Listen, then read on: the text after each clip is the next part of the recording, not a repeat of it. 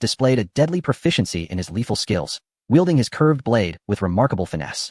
After several exchanges, the concubine inadvertently edged closer to Cheng Chimo. He swiftly chambered around, aiming directly at her. The concubine felt a chill run down her spine, having witnessed the devastating power of his hidden weapon moments ago. She twisted her body, attempting to evade Cheng Chimo's shot. Seizing the opportunity, Old Imo delivered a powerful kick to her shoulder, dislocating it and draining the color from her face. As Old Imo raised his curved blade, it became clear that the concubine had no means of escape. She closed her eyes, awaiting her demise. "Spare her life," Cheng Chimo commanded. Old Mo's blade halted at the concubine's throat. Slowly, she opened her eyes, contemplating a collision with the blade as a means to end her suffering. Instead, Old Imo struck her with the hilt of his weapon, rendering her unconscious before slinging her over his shoulder and turning to Cheng Chimo. "Can the master still depart?" he inquired. Cheng Chimo approached Old Imo, presenting his back. "Draw it out," he instructed. Old Imo gazed at the small dagger nestled at Cheng Chimo's back, speechless. With such a robust physique, that small blade could scarcely penetrate. He sheathed his curved knife and swiftly extracted the dagger. Cheng Chimo winced in pain, producing a pill and consuming it, before tearing a strip from the concubine's skirt to bind his wound. "Let us depart," he urged.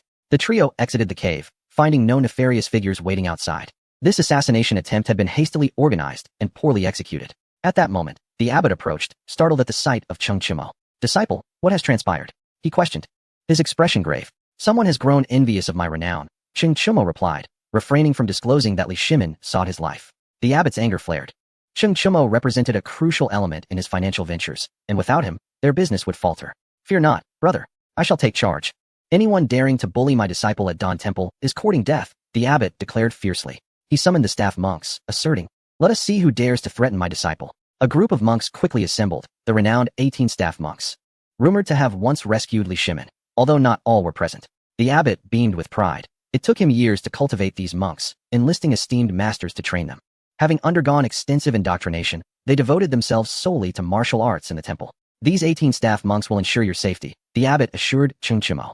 Cheng Chimo clasped his hands in gratitude. Regardless of the abbot's sincerity, assistance was a kindness he would remember. "Brother, your benevolence is etched in my heart." "Chui Wensheng will continue transporting the glass. I fear I shall not return for some time," Cheng Chimo replied. The abbot's heart surged with joy as he nodded discreetly. "You must depart swiftly and find refuge," he urged. Cheng Chimo exited Dawn Temple, relieved that it was situated outside of Chang'an. Had it been within the city, escape would have been impossible. Ahead lay the Weishui Bridge, and once crossed, Cheng Chimo would return to Fufeng County. 500 men in black awaited on the bridge. Cheng Chimo unsheathed his weapon, grinning. "Let us see who can slay the most." Old Imo cast the concubine to the staff monks and drew his curved blade. "Very well." They agreed, advancing toward the Weishui Bridge. The 18 staff monks followed closely, their expressions vigilant. A lone figure emerged from the ranks of the black-clad men, kneeling on one knee. "We have been ordered to escort the master back to Fufeng County." Cheng Chimo was taken aback. They were not there to kill him? Before he could cross the bridge, numerous additional squads appeared, each numbering around 500. Upon seeing Cheng Chimo, they echoed the same sentiment. Too many wished for his demise. It must be said that Li Shimin had orchestrated a foul conspiracy. Cheng Chimo's value extended far beyond simply being the top stakeholder in Fufeng County. He possessed countless advantages. Did Li Shimin truly wish to eliminate him? What a jest. 7 squads had gathered, totaling 3,000 men. Cheng Chimo exchanged glances with Old Imo. "Let us cross the bridge." Just as they stepped onto the bridge, an innumerable horde of masked figures in black surged forth from a distant hillside. These were the true nefarious individuals, led by 8 men, totaling 2,000 in number. The two sides faced each other, the 8 leaders feeling uncertain. How could there be so many protecting Cheng Chimo?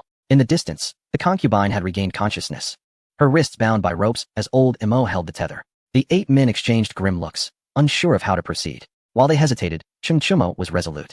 Such a rare gathering of nefarious individuals called for action. "Kill!" he bellowed, drawing his curved blade and charging forward. The 18 staff monks followed closely behind. Although the black-clad men were not unified, they charged, driven by their mission to protect Cheng Chimo. The two factions clashed violently. Old Imo refrained from engaging, watching Cheng Chimo fight from a distance. The concubine stared at him, mouth agape, her expression conflicted. Is this truly Cheng Chimo? In terms of martial prowess, he may not have been the strongest, but his bravery in battle was astonishing. That tenacious spirit was formidable. Soon, Cheng Chimo was drenched in blood. Suddenly, he erupted into hearty laughter, a wild and uninhibited sound. The battlefield was Cheng Chimo's true home, his ultimate pursuit. He had long sought an opportunity to engage in combat, and since becoming a duke, such chances had become rare. After his laughter faded, Cheng Chimo grew even more fearless, charging wherever the numbers were greatest. The black-clad men following him felt their blood surge with fervor. They were all willing to sacrifice their lives, their hearts devoid of turmoil. Today, they were invigorated by Cheng Chimo's spirit. With fervent cries, they charged forward, and it must be said that their battle cries doubled their momentum. The nefarious individuals began to retreat. The 8 leaders remained passive, glancing at the concubine, and nodded subtly. They were determined to rescue her. They mounted their steeds and galloped toward Old Mo and the concubine.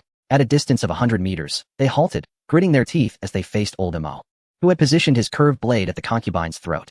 The 8 men shook their heads, aware that she might take her own life. Tears welled in the concubine's eyes. I have put my brothers in jeopardy. Above, hundreds of balloons appeared, slowly drifting over the battlefield.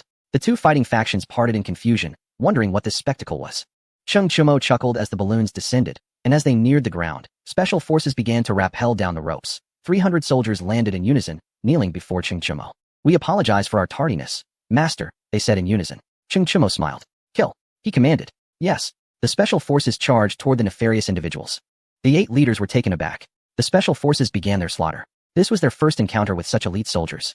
Yet they had heard tales of their combat prowess. Crossing the Western Turks was a feat they could not achieve. Cheng Chimo ascended into the hot air balloon, with Old Mo and the concubine following suit. The balloon began to ascend into the sky. 8 individuals exchanged glances, realizing that the fate of Cheng Chimo was already sealed. Leaning against the edge of the basket, Cheng Chimo looked at the 8 with a faint smile. He seized the collar of the concubine and lifted her up. The eyes of the 8 glowed with fury. An intriguing scene unfolded on the battlefield. While the subordinates engaged in combat, the commander stood in a standoff. Fear not. I shall not relinquish her, Cheng Chimo declared. She stabbed me once, and I shall stab her for a lifetime. Let her return to you cradling a child. Ha. The concubine gazed at Cheng Chimo vacantly, unable to suppress her tears. No matter how strong, she was still a woman, and began to struggle frantically, attempting to leap down and end her life. Cheng Chimo pulled her closer. Move again, and I shall strip you bare, he warned. The concubine shivered, her eyes wide with terror. You shameless wretch, are you even a man? She retorted angrily, yet her body remained still. Chapter 191. The confrontation at Weishui. The hearts of the 8 ruffians bled. Among the 9, only Shui Yin was a woman. During their oath of brotherhood, they had agreed that in times of trouble, the men would take the lead, yet Shui Yin was the first to be captured, by none other than Cheng Chimo. Their hopes of survival were exceedingly dim. They understood well who Cheng Chimo was. He killed without a flicker of remorse. How can we secure her release? One of them inquired. Cheng Chimo shook his head, amused. You expect to live after attempting to kill me? If you wish for Shui Yan's survival, kneel down. Grasp your left ear with your right hand, and your right ear with your left. If it pleases me, she may yet live. The 8 exchanged glances and, to their astonishment, complied with Cheng Chimo's orders. Shui Yan could not hold back her tears. No, you must flee. Please, I beg you, go, she cried out, not wishing to see her brothers humiliated. Cheng Chimo stared blankly. This was an unexpected turn of events. A devious smile crept upon his face. Excellent, he remarked. He controlled the balloon to descend slowly, 5 meters from the ground, and planted a kiss on Shui Yan's cheek. Her skin prickled with goosebumps. The 8 men's eyes turned bloodshot. Cheng Chimo was utterly ruthless. He laughed heartily, relishing the spectacle. He was convinced that with Shui Yan, he could manipulate the ruffians. In the distance, a cloud of dust was rising.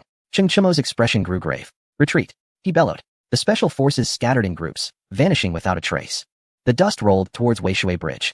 An unfamiliar marshal general approached, waving a command flag. The sound of cannon fire echoed. Cheng Chimo directed the hot air balloon higher. No one required prompting. They began their retreat without hesitation. In no time, the battlefield was cleared, leaving behind thousands of corpses, most of which had perished from violence.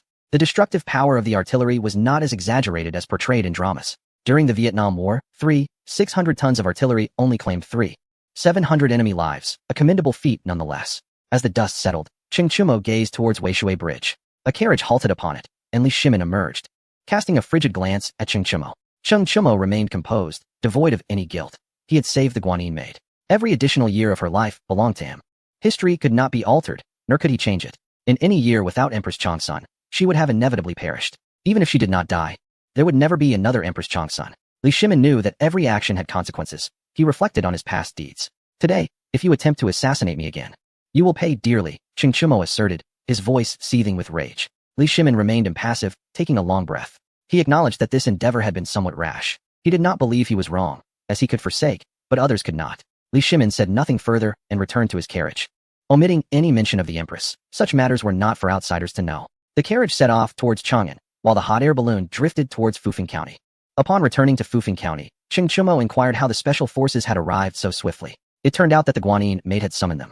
The person who knew Li Shimin best was Empress Changsun, who had anticipated that Li Shimin would make a move against Cheng Chimo and thus sent the special forces to protect him. In the imperial palace, within the hall of governance, Li Shimin walked with his hands clasped behind him, with Li Ji following closely. The day the purple star dimmed, the rear star fell. Your mother has perished, Li Shimin stated. Li Ji remained silent, his thoughts in turmoil, unsure whom to trust. Li Shimin did not elaborate. Summon the heads of the 7 great families to meet me, he commanded. The eunuch complied. The heads of the 7 families arrived at the Hall of Governance. Li Shimin addressed them. I require an explanation. He was aware of who had been protecting Cheng Chimo. The members of the 7 great families were well aware of the reason behind their protection of Cheng Chimo due to the arms trade in Tubo's Naliu city, which had become a hub for arms sales. Rebels and Songzan Ganbu flocked there to procure weapons. The arms trade was enormously profitable, a tempting prospect. Cheng Chimo had not monopolized the trade, allowing for shared profits, which caught the attention of the 7 great families. The 7 men promptly produced a list. Li Shimin accepted it. The names inscribed were to be executed. Those individuals are mere sacrificial pieces. Exchanging them for Cheng Chimo's life is worthwhile, Li Shimin declared. The 7 men bowed and departed. Li Shimin sighed inwardly, silently regretting his decision to act against Cheng Chimo at this moment. Father, must we truly kill Cheng Chimo? Li Ji inquired. This question caused Li Shimin to hesitate, not in contemplating whether to assassinate Cheng Chimo, but in considering whether Li Ji could be the crown prince. You may leave, Li Shimin commanded. After Li Ji exited, Li Shimin gazed at the portrait of Empress Changsun. At that moment, he felt a pang of longing for her. But could certain actions ever be reversed? Step by step, he had distanced himself from Empress Changsun, effectively declaring her death. He had not formally deposed her. Yet she was gone. How can I obtain my Snow Lotus? Li Shimin murmured to himself. It became evident that his ultimate aim was still the Snow Lotus. In his attachment to life, he was unwilling to embrace death. Fetch paper and pen, Li Shimin ordered. Taking up the materials, he began to compose a letter addressed to Empress Changsun. In Gansu, Shicheng, Wu Shun cried, Sister, I don't want to care for the giant panda. It frightens me. The giant panda, full of spirit, loved to follow Empress Changsun during her leisure time, practicing the art of slicing a watermelon in half. You have one half. And I have the other, it mimicked adorably. Empress Changsun suppressed her laughter as she watched the panda cling to Wu Shun's leg. The panda wasn't truly bullying Wu Shun. It was merely playing. Be good, Shunner, little Bai is here to play with you, Empress Changsun said. Just then, a maid entered, holding 2 letters in her hands. Empress Changsun gazed at the letters before her. One was penned by Cheng Chimo, and the other by Li Shimin. She picked up the letter from Cheng Chimo and began to read. Gao Ming is well. Currently, he and Su Wan are busy fabricating tales. Li Ji misses you dearly. I am doing fine, recently taking to monastic life, which has been quite pleasant. No significant events have transpired, so do not worry. Finishing the letter, Empress Changsun smiled softly. Next, she turned her attention to Li Shimin's correspondence. Guanyin maid, I see hope in life. I require the Tianshan Snow Lotus. The Tang cannot do without me.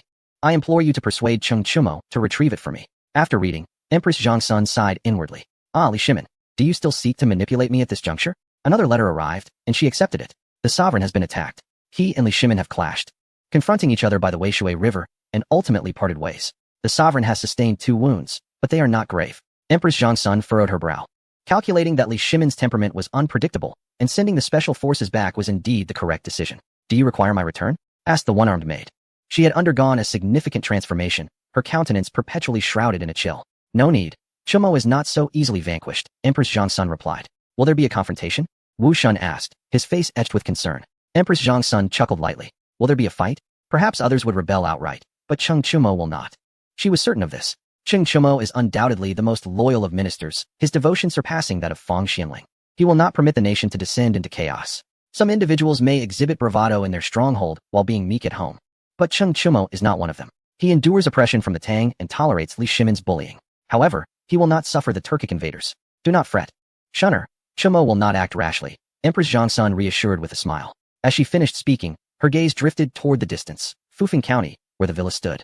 Li Chengxian had already departed, leaving only Cheng Chimo and his concubine within the villa. Cheng Chimo lay upon the bed while his concubine gently pressed his back, pouting playfully. A slight pressure caused him to grimace in pain, yet she appeared delighted. Such a relief, she exclaimed. Cheng Chimo turned his head. If you dare cause me pain again, I shall make you regret it, he warned darkly. The concubine pouted, knowing he was merely jesting. The wound had nearly healed. There was no real pain. Just a display of sensitivity. How long do you intend to keep me confined? She inquired. Having spent 2 months beside Cheng Chimo, she sensed he had no intention of releasing her, confined to the villa day after day. She had attempted to escape twice, only to be captured and beaten by the special forces. It was painful, and since then, she had not dared to flee again. Those special forces were ruthless. She had thought herself fierce, but compared to them, she was but a mere amateur. Attend to my bath, Cheng Chimo commanded. He had no desire to kill his concubine, nor to set her free. She was adept at serving, quick and attentive. If she could be kept close, it would ensure his safety. Assassinating Cheng Chimo was out of the question. Pouting, the concubine rose to assist him. Your feet are uninjured. Why must I support you daily? She complained. Cheng Chumo embraced her shoulder, ignoring her, relishing the feeling of being a master. Together they approached the bathing pool. The concubine hurriedly helped him undress, a task she had performed many times before, yet she still felt a twinge of shyness. As Cheng Chumo stepped into the water, the concubine, with closed eyes, took a towel to dry his back. Her fingers brushed against his skin, causing her hand to tremble. You are that old man's concubine. Have you not shared his bed? Cheng Chumo inquired, the first time he had broached the subject. The concubine's face flushed. That old man has never touched me, she replied. The head of the Chui family was not foolish. He would investigate his concubines thoroughly, knowing well she was sent by Li Shimin. Sleep with her? The head of the Chui family has never lacked for women. What concern is it of yours? She retorted. Cheng Chumo chuckled inwardly, recognizing her innocence. Report to the sovereign. Someone has come seeking to take away those dark-clad individuals who escorted you back, a special forces soldier called from outside. Tell them to leave. Those individuals are confiscated.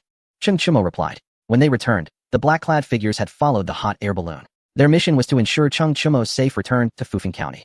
Cheng Chumo held a favorable view of these loyal warriors, and upon returning, his first act was to disarm them and place them under house arrest in the military camp. Understood, the special forces soldier responded, departing. Those individuals were meant to be sacrificial pawns, a concession from the aristocracy to Li Shimin. The special forces arrived at the government office, their heads held high with an air of superiority. Get lost. Those individuals are confiscated. If you dare come again seeking them, I will end you, one special forces soldier declared arrogantly. The 7 men looked dismayed, glaring at the special forces. The soldier sneered coldly. Bring it on. Attack. He commanded. A group of soldiers charged in, pummeling the 7 men with punches and kicks while cursing. You dared to provoke the special forces. Brothers, make sure they pay dearly. One squad leader ordered. In their eyes, the special forces were akin to deities, and they sought to curry favor with them, hoping to learn a technique or two. The special forces had their weaknesses, one of which was their fondness for flattery. They produced a martial arts manual found in the peach orchard and tossed it to the soldiers. Study this well. When I fall in battle, you will need to take my place, the special forces soldier instructed. The soldiers nodded respectfully. In the bathing pool, the concubine questioned. Why don't you return those people to them? They helped you, and yet you treat them this way? She believed Cheng Chumo's actions were unjust. Cheng Chumo leaned against the edge of the pool, eyes closed. Those 7 families owe me a great deal of money. Those individuals do not even account for the interest, he stated. He was unaware that his decision had spared those individuals. The concubine looked skeptical. The aristocracy owes you money? Cheng Chumo pulled her into the water. She was not surprised. He had done such things before, always teasing her. Stop bullying me, she said, settling beside him. The glass trade is thriving. But the money cannot be brought back, she lamented. Indeed, it cannot be. To avoid detection, I dare not contact the thief, Cheng Chumo replied. Then let it be stored for now, she suggested. Oh, she replied, unconsciously beginning to consider Cheng Chumo's interests, unaware of her own shift in perspective. After their bath, Cheng Chumo took the concubine out shopping. It was her first time exploring the market, and everything appeared novel to her. She touched this and examined that. Marveling at Fufeng County. How delightful, she remarked. Cheng Chumo smiled, leading her to an inn. The proprietress hurried out to greet them, immediately eyeing the concubine with suspicion. Duke, who is this lady by your side? She lacks the charms of my kind. How could you possibly favor her? It wounds my heart, the proprietress lamented dramatically. Cheng Chumo's expression darkened as he chose to ignore her. The concubine clung to Cheng Chumo's arm, casting a defiant glance at the mistress. She dared to embrace him, while the mistress refrained from doing so. With a glare directed at the concubine, she swayed her slender waist and walked away with a huff. The concubine wore a smug expression, resembling a triumphant rooster. Having satisfied her hunger, the pair resumed their shopping. As they passed the area where human traffickers were gathered, the locals vented their frustrations by pricking them with needles. Cheng Chumo, why are you so cruel? The concubine exclaimed angrily, her compassion overflowing. Cheng Chumo patiently explained, prompting the concubine to weep. In her childhood, she had been sold to a wealthy family, groomed to please the powerful, and later, chosen by unsavory characters, eventually rising to become one of the 9 leaders after years of struggle. You are right, Cheng Chumo, pierce them, she declared fiercely, pulling his hand to join her in the act. With considerable force, they inflicted their blows. Afterward, the concubine felt a surge of relief and joy. They continued their shopping. And as they entered a fabric shop, the concubine clung to Cheng Chumo's arm once more. He intended to make her some clothes, as she had been wearing the same outfit for quite some time, with her dress missing a piece. 3 garments, each of the finest fabric suited for her. Cheng Chumo instructed. The concubine was taken aback, pondering the cost. She hesitated to refuse, knowing her wardrobe was lacking. The shopkeeper nodded and bowed in agreement. I shall send someone to deliver them, he assured. How much? Cheng Chumo inquired. 20,000 coins, the shopkeeper replied. Cheng Chumo produced a stack of paper currency. No need for change, he stated, before leading the concubine away. Thank you, the concubine murmured softly. Why didn't you take the change? That's over 1,000 coins extra. She lamented. Cheng Chumo pinched her cheek playfully. Did no one inform you that this money is printed by me? He teased. As if, The concubine, skeptical, retorted that the currency was printed by the noble families, not Qingqiumo. If it were truly my printing, would you share my bed tonight? He jested. The concubine pouted. Having seen and touched everything, she thought, what difference would it make to sleep together? If you deceive me, you must let me go, she warned with a mischievous wink. Qingqiumo led her to a grove guarded by hundreds of sentinels, who bowed in respect upon seeing him. They were from the 7 prominent families. And while they dared to act against anything else, they never touched this place. As Qingqiumo had warned them that any transgression would lead to inflation in the Tang dynasty, rendering money worthless. Initially disbelieving, the families had come to trust him after he printed 1,000,000 coins, realizing that inflation was indeed possible. They deemed this location of utmost importance, in Fufeng County. Everything could be dispensed with, but not this. As they entered, a wondrous scene unfolded before them. Thousands of craftsmen were engaged in the printing process. A woman approached, recognizing the head of the household. She was from the Kong family. You've worked hard, Qingqiumo greeted her with a smile. She nodded and departed. The concubine's cheeks flushed. Was it true that the money was indeed printed by Qingqiumo? The most popular currency in the Tang dynasty originated from him? No wonder the noble families protected him. It all made sense now. Come, let us return home and to bed, Qingqiumo suggested. The concubine, feeling a mix of embarrassment and anger, bit her lip as she followed him back to the villa, standing at the door in a state of conflict. I am the one who attempted to assassinate you. That scar on your back is my doing, she said, gazing intently at Qingqiumo. He scooped her up and sat down on the sofa, holding her close. Serving me for a day makes you mine. I permit your errors, for they are part of your mission. From this day forth, you are to heed only my commands. Can you do that? He asked casually. Yet, the concubine felt a different weight to his words. She sensed that refusing him might lead to her demise. For Qingqiumo was not one to show mercy. Her intuition was correct. He had exhausted all options, and should the blood swallow remain defiant, death would be the only resolution. After a long pause, she shyly murmured, Master, please be gentle. Having witnessed everything in Fufeng County, her perception of Qingqiumo had transformed, especially regarding his treatment of human traffickers. Such a man was worthy of her loyalty. He was unlike other noble lords who disregarded the people's voices. We shall discuss this tonight. For now, we must dine, Qingqiumo declared, playfully pinching her. The concubine's body softened, rendering her motionless. The past 2 months had been arduous.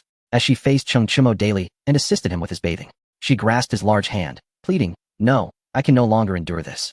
The Tianshan Snow Lotus had appeared in Longxi. The special forces shouted from outside. In 2 months, the Tianshan Snow Lotus had been harvested. To everyone's astonishment, it fell into the hands of a hunter who was hidden deep within the mountains, making him difficult to locate. Li Shimin was frantic, but to no avail. Qingqiumo was anxious too, having promised old Mo that he would secure the Tianshan Snow Lotus. The concubine rose from Qingqiumo's embrace, hurriedly adjusting her crumpled collar, casting him a mournful glance. Qingqiumo took her hand and seated her once more. Li Shimin sent you to kill me. How should I retaliate? I ought to seize the Tianshan Snow Lotus and deny it to him, he jested. The concubine lowered her head, unable to respond, her body hot and uncomfortable. Old Mo requests an audience, came the call from outside. Come in, Qingqiumo replied. The concubine quickly stood, but Qingqiumo pulled her back down. She felt a surge of joy. Changes were beginning to unfold around her. Old Mo entered and sat directly across from Qingqiumo. The concubine became more curious. Was this how Old Mo lived? What about social hierarchies? Qingqiumo poured tea for Old Mo. What brings you here? He asked with a smile.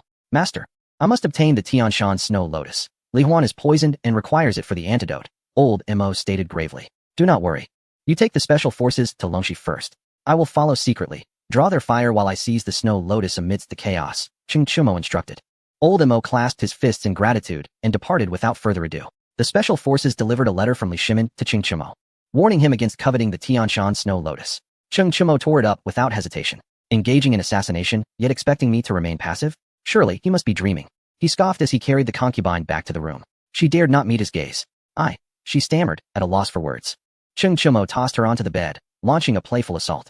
It was undeniable that those trained in martial arts were indeed different, possessing remarkable physicality. Their movements flowed seamlessly, as if she wished he would devour her entirely. Afterward, the concubine lay nestled in Qingqiumo's embrace, her entire being pressed against him. My lord, I wish to ask you for a favor, she said in a delicate tone. Qingqiumo, weary from a day's toil that left him more fatigued than a laborer wielding a pickaxe, merely inquired, What is it? Her eyes darted, for she feared his response regarding the 8 nefarious individuals. She wished to dissuade him from seeking vengeance. Biting her lip and recalling the teachings of the elder maids before her marriage, she blushed and burrowed under the covers. 2 months later, Epipan Mountain. Thousands searched in vain. The hunter had vanished like a monkey into the wilderness, leaving no trace behind. In such vast mountains, even tens of thousands would find it as futile as searching for a needle in a haystack. General Li Jing had already stationed troops in Longxi, his sole mission being to retrieve the Tianshan Snow Lotus. At that moment, Qingqiumo was en route, not to Bapan Mountain but to Gansu, which lay nearby. Longxi, a part of Gansu, was not acknowledged by the Li family of Longxi, rendering its existence moot. Situated in the southeastern part of Gansu, Longxi was a coveted military stronghold, a strategic point from which to launch assaults against Tibet to the west or the Western Turks to the north. The Li family of Longxi was renowned for its martial prowess, as the local populace revered strength. Inside the carriage, the concubine asked, "My lord, why are we heading to Gansu?" Confused, she noted that they had just crossed out of Longxi's territory, yet Cheng Chumo pressed forward without pause. "I do not wish to offend the Li family of Longxi at this moment," he replied. Although he had come discreetly, his movements would undoubtedly attract attention. The carriage halted as an official approached and bowed. "Is this the esteemed Duke Cheng Chumo?" Cheng Chumo was taken aback, despite his efforts to remain inconspicuous. He had been recognized. "What is it?" he replied coolly. The official hastily conveyed that the Li family of Longxi wished to extend their hospitality. Cheng Chumo had a complicated history with them, as Li Jing was nominally his mentor, though mentor was a broader term than master, which referred exclusively to Long Gui. Upon arriving in Longxi City, Cheng Chumo was struck by its grandeur, rivaling that of Chang'an. The Li residence stood before him, an opulent edifice reminiscent of a bustling town, complete with streets and inhabitants all sharing the Li surname. The family boasted no fewer than 3,000 members. As he entered the grand hall, a 2-meter-tall bronze incense burner greeted him, exuding wisps of smoke that lent an ethereal quality to the atmosphere. "Haha, Cheng, it has been a long time since I last saw you," boomed Li Jing, stepping forth with a hearty laugh to welcome him. Cheng Chumo clasped his fists in greeting. "I apologize for the intrusion," he said. Li Jing gestured for him to enter, and they walked side by side into the hall and took their seats. Cheng Chumo surveyed the hall's decor, which gleamed with gold and silver yet retained an air of elegance. Before him lay a desk adorned with intricate carvings of dragons and phoenixes, a sight he had only encountered once before in Ganlu Palace. It was a second encounter, enough to reveal the Li family's wealth and arrogance. No wonder they dared to confront Li Shimin. The Li family of Longxi had openly dismissed Li Shimin, calling him a fallen member of the Li clan with no ties to them. "What brings my esteemed nephew to Longxi?" Li Jing inquired, feigning ignorance. "To play." Cheng Chumo replied bluntly. Li Jing's expression darkened. His patience, even with Cheng Chumo, had its limits. "Playing? You may say anything, but do not speak of play. Longxi is no playground. It is a military stronghold," he admonished, fully aware of the tensions between Cheng Chumo and Li Shimin. "Are you interested in learning military strategy under my tutelage?" Li Jing proposed, sensing an opportunity. Cheng Chumo shook his head. He would not learn from Li Jing. Many in the Tang dynasty understood military tactics, but true mastery could only be attained through experience, not mere study. The battlefield's unpredictability tested a general's adaptability. A university student might excel in theory, but real-world application was an entirely different matter. Li Jing sighed inwardly, recognizing Cheng Chumo as the best candidate to inherit his legacy. Yet the young man seemed indifferent to such prospects. Just then, the current head of the Li family entered, and even Li Jing, as a duke, showed respect. Cheng Chumo remained seated. The head of the Li family, though of considerable status, was merely a viscount and not of Cheng Chumo's caliber. The Li family patriarch smiled at Cheng Chumo. "It is a pleasure to have you here." Cheng Chumo nodded in acknowledgement. The patriarch continued. "The Li family wishes to propose a marriage alliance with you. What say you? You have a concubine?" Cheng Chumo replied, catching the patriarch off guard, his expression darkening. The concubine, Shui Yin, had just returned from an errand and knelt beside Cheng Chumo. "The task is complete," she whispered, her voice deliberately audible to those present. Li Jing and the Li patriarch exchanged glances. The Tianshan Snow Lotus lies within Bapan Mountain, a territory of the Li family. Those who seek to seize it shall surely fail. Would you agree, Qinggong? The patriarch remarked, narrowing his eyes.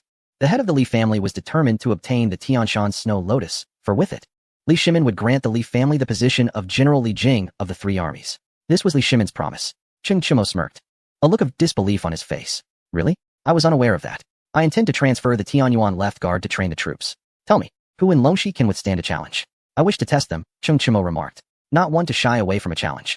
The head of the Li family sought to make Cheng Chumo retreat in the face of difficulty, while Cheng Chumo planned to demonstrate his prowess.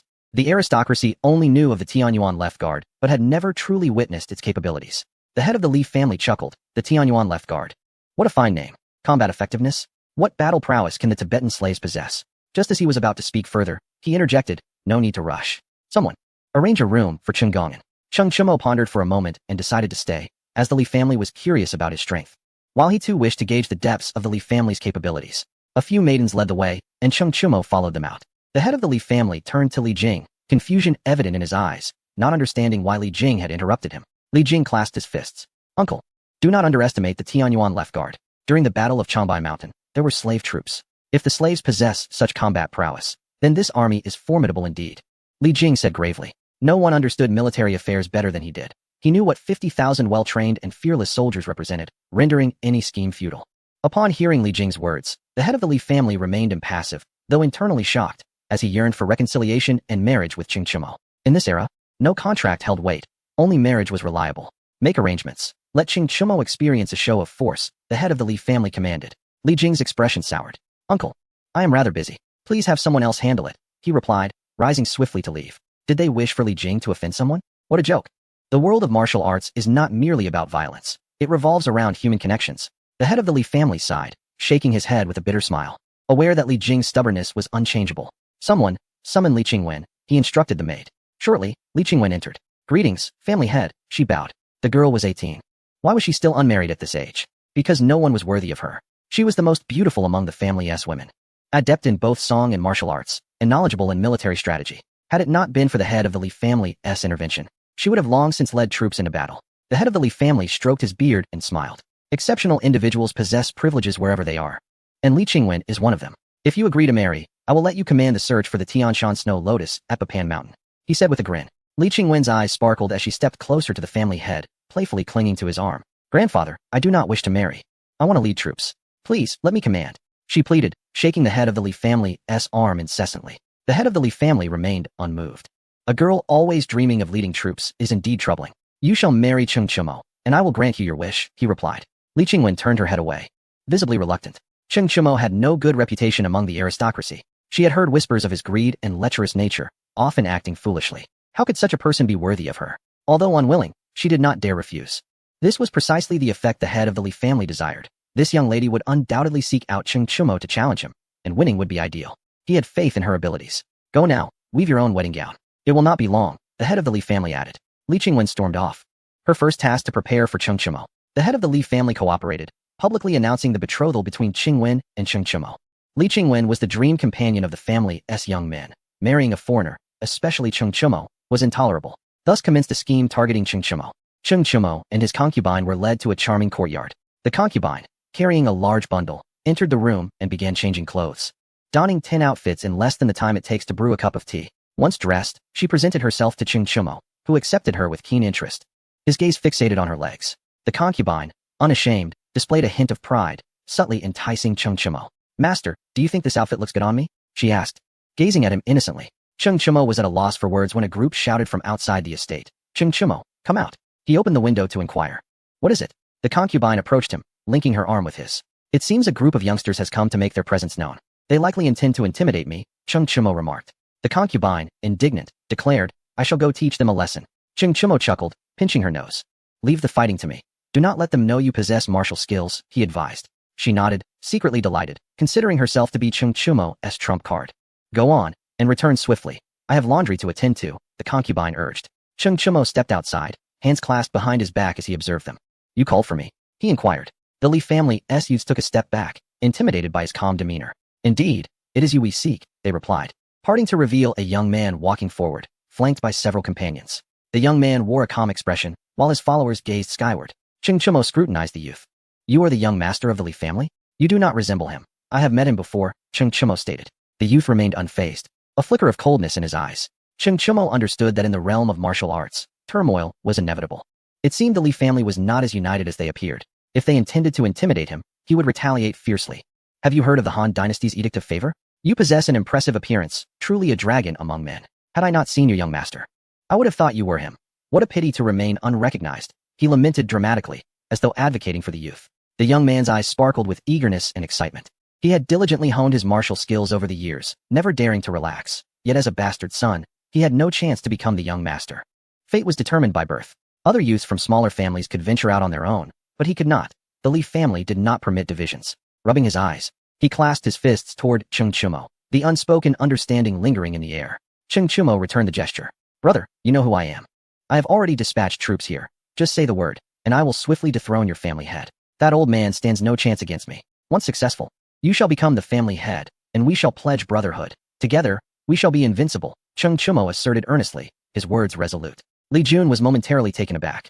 Clenching his fists tightly, hastily releasing his grip, he realized that for a fleeting moment, he had genuinely been moved. Do not speak foolishly. I harbor no such intentions. Li Jun retorted.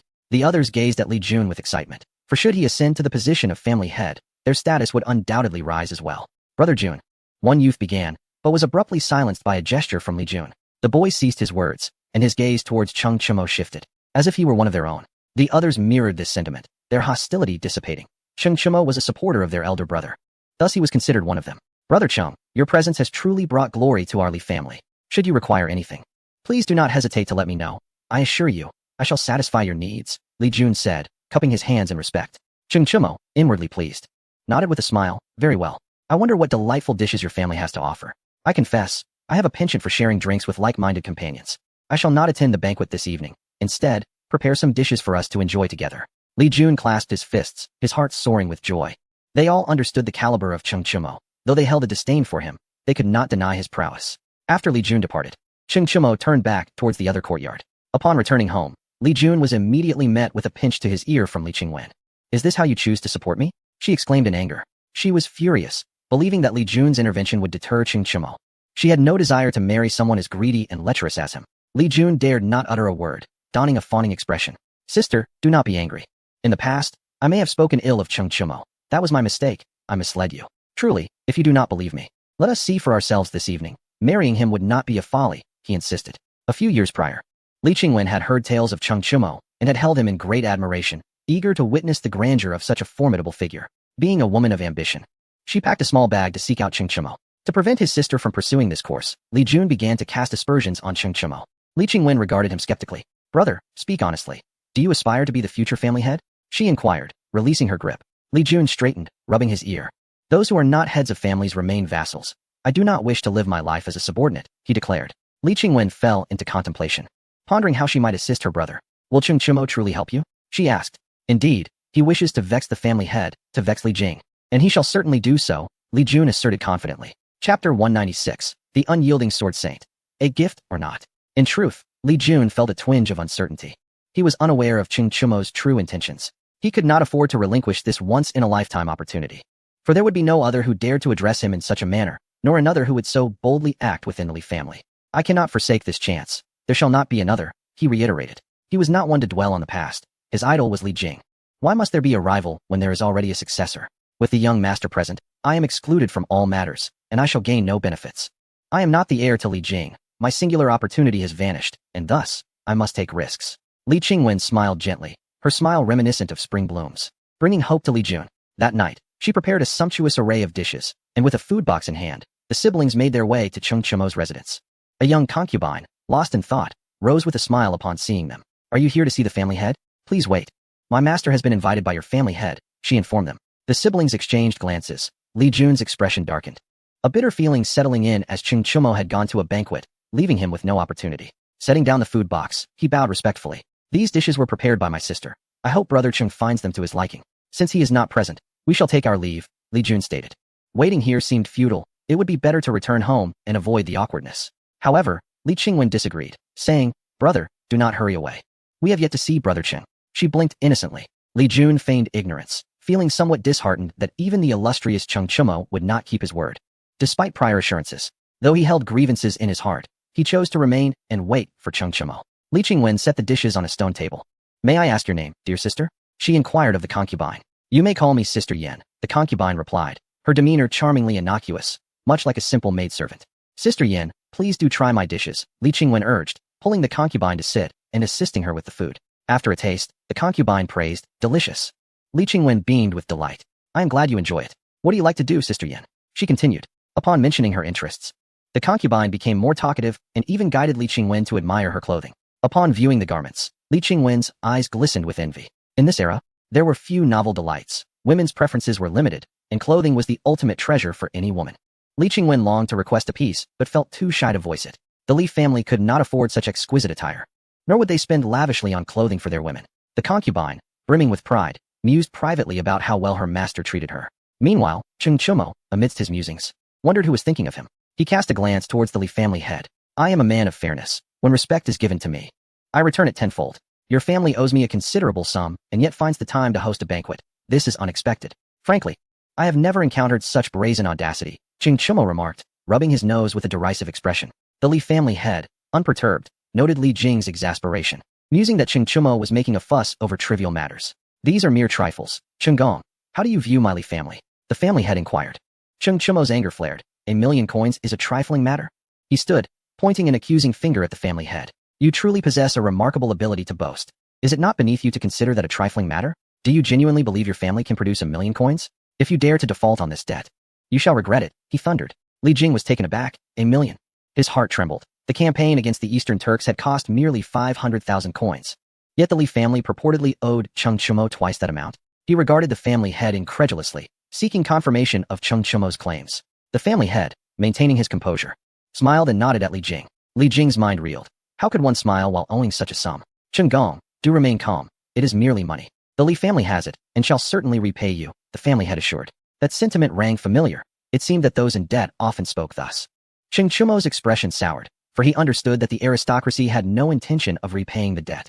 Cheng Gong, do you recall that during the last attempt on your life, my Li family dispatched 500 men to escort you? You have not forgotten that, have you? The family head stated. Humph, consider it settled, Cheng Chumo replied, standing up to depart from the banquet. As Cheng Chumo walked away, the Li family head regained his senses, astonished that Cheng Chumo would utter such words. Such youthful boldness. I cannot compare, he muttered with a wry smile. The esteemed Li family of Longxi finds themselves in a rather embarrassing predicament, burdened by debts they cannot repay. It is a painful dilemma. Repaying the debts would significantly weaken their finances, and while it is easy to keep money tucked away, parting with it, especially for settling debts, is an arduous task. Uncle, you must tread carefully. Cheng Chumo is not a man to be trifled with, Li Jing cautioned.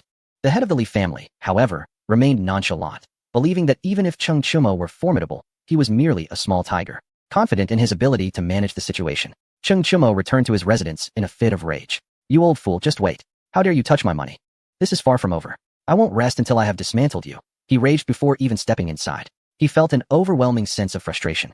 He had previously been unaware of the weight of debts, but today he fully comprehended their gravity. Upon entering the room, he was met with the sight of his concubine, Li Qingwen, who was in the midst of changing her clothes. Ah! She shrieked upon seeing him, quickly covering herself. The concubine, who had been conversing amiably with her, had just offered her a garment. Cheng Chumo's abrupt entrance startled her, leading to an awkward moment. The concubine, unfazed, laughed at the absurdity of the situation, while Li Qingwen, embarrassed, shielded her face. Is it appropriate for the master to behave this way? The concubine remarked sarcastically. Cheng Chumo, feeling awkward, cleared his throat and exited the room. Li Jun, concerned for his sister, rushed over from a distance.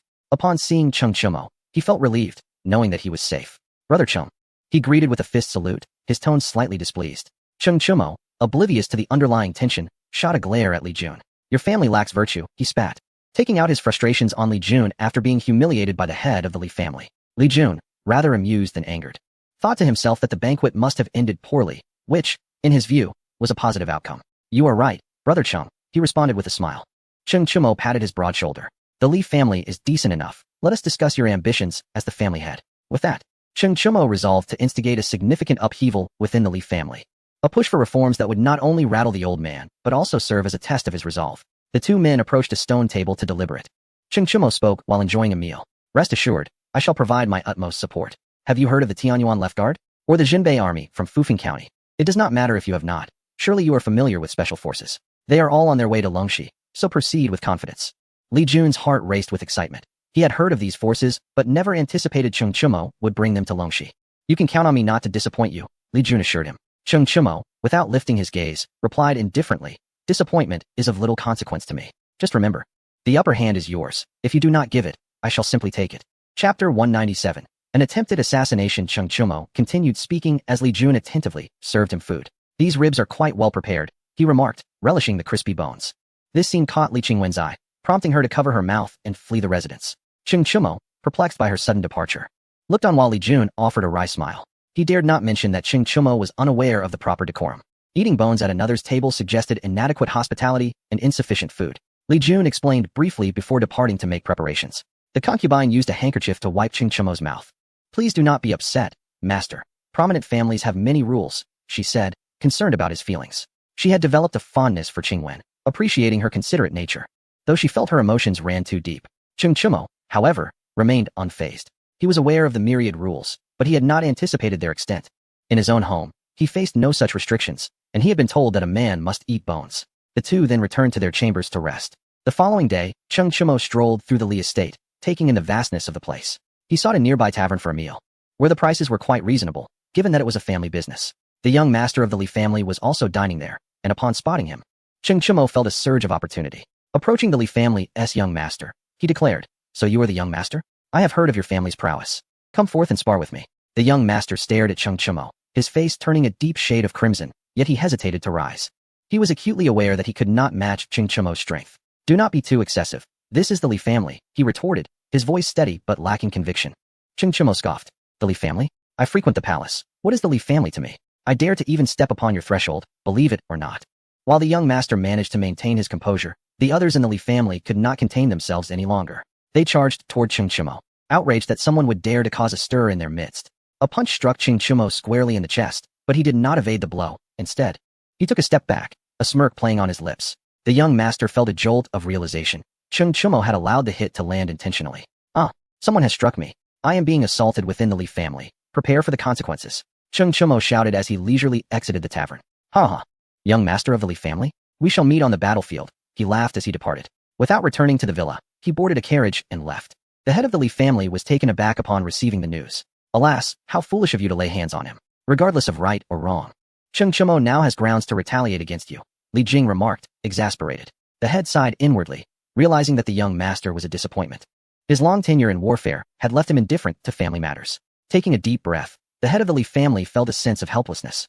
Cheng Chimo played by his own rules, seeking confrontation. He knew this matter could not simply be brushed aside. Cheng Chimo's revenge was only just beginning. As Cheng Chimo's carriage departed Longxi, a flurry of arrows soared toward it.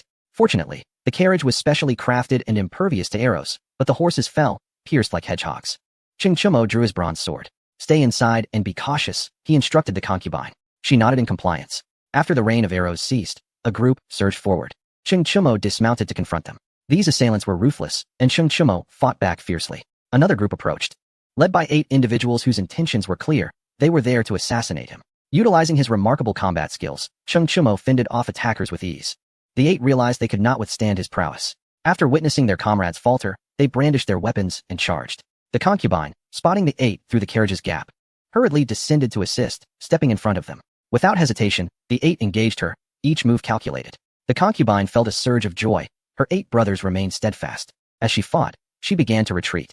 8 individuals engaged in a fierce struggle, their weapons raised in distant arcs as if conjuring a blade's aura. The concubine retreated to stand back to back with Cheng Chimo. "We must fight our way out," he declared. She nodded in agreement, and the slaughter commenced. Suddenly, Cheng Chimo's gaze sharpened, and he forcefully pushed the concubine away. It was so abrupt that she had not anticipated his action, and, filled with confusion, she was sent sprawling near the cart. "Hide!" Cheng Chimo bellowed. In the blink of an eye, the sky was filled with numerous dark specks. As they drew closer, they revealed themselves to be arrows. The 8 ruffians desperately retreated, but the assassins stood their ground, intent on exchanging their lives for Cheng Chimo's. The arrows, indifferent to friend or foe, pierced through the assassins one by one. Cheng Chimo seized one of the assassins as a shield, narrowly avoiding the onslaught. When the rain of arrows ceased, none of the assassins remained standing. They had all been slain. Cheng Chimo had been struck in the leg, a wave of dizziness overtaking him, poisoned.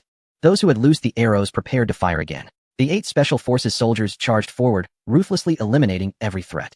The concubine rushed to Cheng Chimo's side. Her voice laced with urgency. "My lord, are you all right?" Cheng Chimo retrieved a pill and swallowed it. He extracted the arrow from his leg, black blood seeping from the wound as he collapsed to the ground, gasping for breath. "This is dire. The arrow is poisoned," he murmured. The concubine hastily bandaged his injury, looking at him with concern. Cheng Chimo's eyelids fluttered before he succumbed to unconsciousness. She hoisted him onto her back, straining under his weight. "Do not fear, my lord. The snow lotus from Tianshan is in Bapan Mountain. It can save you, and I will find it for you," she vowed. The 8 ruffians positioned themselves in front of Cheng Chimo. The concubine's gaze turned icy. She believed the arrows had been loosed by them. With a single hand, she drew a swallow-shaped dart from her waist. The 8 men exchanged glances, not out of fear, but recognizing the seriousness of the situation. The swallow-shaped dart was the final trump card of Xiaojiu. She would not use it unless in a life-or-death scenario. They sensed her hostility. The concubine refrained from throwing the dart, her eyes cold as she regarded them. "I feel it is unjust for my lord to suffer. I should not have begged for your mercy. Had you perished sooner, my lord would not be injured," she spoke with an icy tone. The 8 men exchanged glances. Wishing to explain, the arrows had not originated from them. They opened their mouths, but could not articulate their defense. Silently, they turned away, beginning to clear the area of the deceased. No one paid heed to the concubine as she carried Cheng Chimo away, leaving behind a final remark. "When we meet again, let us settle our standings and determine our fates. Our brotherhood ends here." With that, she vanished into the shadows, leaving the 8 men with bitter hearts and grim expressions. Some among them must die for daring to use poisoned arrows. Their intent had never been to kill Cheng Chimo. They had merely come to rescue the blood swallow. They had not anticipated such an outcome. Find out who has betrayed us. They shall face death, the ruffian leader declared. The others nodded in agreement, their anger simmering. This misunderstanding was monumental, and Xiao Jiu's words about settling their standings and fates chilled them to the bone. In that moment, they, already devoid of compassion, felt as though they had lost everything. Chapter 198. Those who sow flowers with heart shall not let them fade. Chen Chumo faced another assassination attempt. What would transpire upon his awakening?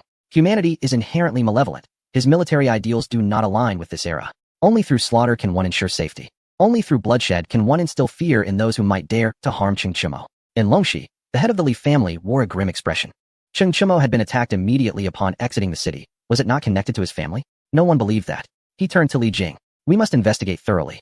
Those who dare to frame the Li family must be exterminated, Li Jing said, his face dark with displeasure. The young master of the Li family bowed his head, a glint of glee in his eyes. Chen Chumo was surely doomed this time. His glee did not escape the notice of the family head, who cast a warning glance at him. How did they know when Chen Chumo would leave? There must have been a tip-off, he mused. You truly disappoint me. If this matter is not resolved properly, I will exercise my authority to dismiss you from your position as young master, Li Jing warned. The war god was no fool. His satisfaction with Chen Chumo stemmed not only from his combat prowess, but also from Chen Chumo's clarity in the face of righteousness. He had never committed a massacre against the cities of the Tang dynasty, unlike his father. 6 family heads came to pay a visit. The family servant announced their arrival. The head of the Li family rose to greet them. The 6 entered, their expressions far from amiable. Your Li family has gone too far. Do you realize what would happen if Chen Chumo were to perish? All current benefits would be lost, and everything invested would go to waste. The head of the Wang family stated. The Li family head lamented inwardly. When had he been lectured in such a manner? The Li family will certainly provide everyone with an explanation, he asserted. The 6 were unimpressed, dismissing the notion of explanations. The priority was to rescue Chen Chumo. What good was an explanation in the face of such urgency? The 7 great families united in their search for Chen Chumo, yet he seemed to have evaporated from the world. A month later, in an undisclosed location on Bapan Mountain, the concubine had laid Chen Chumo beneath a large tree. Sitting beside him and clutching his arm. My lord, be strong. Do not fear, you will certainly be all right, she reassured him. Though it was she who felt the true fear. Her stomach growled, and she appeared troubled. In the wilderness, she dared not leave Chen Chumo, worried about the potential threat of wild beasts. She gathered dry wood to ignite a fire, digging up roots to roast. Chewing the roots, she fed them to Chen Chumo mouth to mouth. Both had grown significantly thinner. Chen Chumo had long since lost consciousness. His complexion darkened. Ah, fire. A towering man approached, exclaiming in surprise upon seeing the flames, squatting by the fire with delight, and gazing at the concubine and Chen Chumo with admiration. You two are impressive. You can start a fire. May I borrow it to roast a sheep? He asked. The concubine regarded him warily, her gaze somewhat perplexed. His physique resembled Chen Chumo's, and their facial structures were strikingly similar. She suspected he might be a relative. Very well, she replied, then continued to feed Chen Chumo, observing them eating the roots. The man scratched his head. That stuff doesn't taste good. Wait here, I'll go catch a sheep, he said, not dawdling, and ventured into the woods. Shortly after, sounds of pursuit echoed through the trees. Half an hour later, the man returned, carrying a sheep. Skillfully, he prepared the meat and placed it over the fire, then squatted down, salivating. Once the meat was cooked, he offered it to the concubine, who accepted it gratefully and began to feed Chen Chumo. After satisfying his hunger, the man showed no inclination to leave. The concubine remained on guard, her fingers brushing against the swallow dart at her waist. Should he show any sign of threat, she would not hesitate to end him. For 3 days, wherever the concubine carried Chen Chumo, the man followed. Whenever she lit a fire, he would catch a sheep, each time relishing the meal. There is no banquet that does not come to an end. You need not accompany us, she said coldly. The man scratched his head. I'm not following you. I'm following the fire, he replied. The response left the concubine momentarily stunned. She stared wide-eyed at the man, asserting, I will teach you. But do not follow us. With a tone laced with anger, she tossed 2 flint stones to him. The man received them eagerly, and she instructed him on their use. Overjoyed, he followed her directions, but the collision of the stones was so forceful that they shattered. The concubine's expression soured. You fool, she exclaimed, incredulous at his ineptitude. It was her first encounter with someone so clumsy. The man scratched his head, admitting his ineptitude. How about I offer you something valuable in exchange for allowing me to accompany you? He suggested shyly, realizing that without learning to ignite a fire, the prospect of consuming raw meat was daunting. He needed to stick with them, for they could kindle flames. The concubine, however, was not in the mood for negotiation. With a bitter smile, she sat beside Chen Chumo, burying her head in his chest, ignoring the man entirely. He felt a surge of anxiety. This was untenable. He rummaged through his peculiar leather bag, which still bore the 4 hooves of the animal from which it was made, extracting an array of unfamiliar foods. Is this enough? He inquired. The concubine didn't even glance at him. In desperation, he emptied the contents before her, wincing at the loss. Choose whatever you like, he urged. turning his head away, silently praying that the food would remain untouched. A cacophony erupted as those nearby noticed the man's excitement, drawing their weapons and charging at him. The man was conflicted, seeing that the ruffians were still pursuing him after half a year. You shameless lot. I haven't stolen your food. Yet you continue to chase me as if I'm an easy target. I'll take you down, he shouted, rising to confront them. Wielding a tree branch as a weapon, the concubine gasped, astonished at his strength. When he became furious, he was a formidable sight, swinging the branch wildly. Anyone who was struck would be harmed, but his reliance on sheer brute strength soon led him to retreat under pressure, just as defeat appeared imminent. The concubine unleashed her flying darts, 9 in total, each finding its mark in the 9 assailants who fell lifeless to the ground. The remaining attackers hesitated, and with her dagger drawn, the concubine engaged them, swiftly dispatching them in a series of lethal encounters. The man stood dumbfounded, stepping back. Don't kill me. I'm a good person, he pleaded. The concubine, speechless, returned to Chung Chumo's side and beckoned the man closer. Come here, she commanded. He lowered his head and squatted not far away. Just let me follow you, and I'll be content, he said, obviously having forgotten his previous troubles. Still fixated on the fire, the concubine shook her head. If I allow you to follow, why are they pursuing you? She asked. The man sat on the ground, indignation clear on his face. They bully me because I'm honest, trying to steal my food, he lamented, rummaging through his pile for what he deemed edible. He retrieved a wrinkled, palm-sized white flower, missing a petal. He examined it reluctantly, then discarded it. Too bitter, unpalatable. What a waste, he muttered to himself. The concubine, transfixed, lunged for the flower. The man instinctively shielded his food stash, thinking she intended to pilfer it. When he saw her pick up the flower, he scratched his head in relief, grateful she wasn't after his provisions. Oh, my lord, the concubine sobbed, clutching the flower and bursting into tears in Chung Chumo's embrace. Chapter 199. Unintentional willow blossoms. The concubine wept bitterly, recognizing the flower as the legendary Tianshan snow lotus. Fortune favors the worthy, she thought. After exhausting her tears, she plucked a leaf from the flower, chewed it, and fed it to Chung Chumo. 3 days later, he finally awoke. The concubine squeezed into his arms, alternating between laughter and tears. My lord, I didn't even take my clothes. Oh, my clothes, she cried, her sorrow palpable. Chung Chumo felt a wave of joy despite his weakened state, managing to lift his hand to embrace her. The man watched them in astonishment. I thought you were foolish. Turns out you're not, he remarked, scratching his head in a goofy manner. Chung Chumo turned his gaze to the man, taken aback by the surprising resemblance between them. You saved my life. I, Chung Chumo, shall repay your kindness, he said with great effort. The man beamed foolishly, relieved that he could stay with them and would no longer have to endure raw food. Chung Chumo's expression darkened as he noticed the corpses nearby. We should not linger here, he declared. The man hoisted Chung Chumo onto his back, and the concubine followed as the trio departed.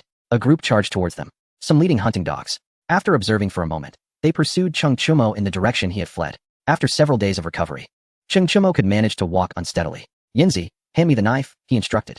Yinzi passed him the dagger, and Chung Chumo tore at his trousers, revealing the blackened flesh around his wound. He bit down on a stick, inhaled deeply, and made the incision. The necrotic tissue surrounding the wound could not remain.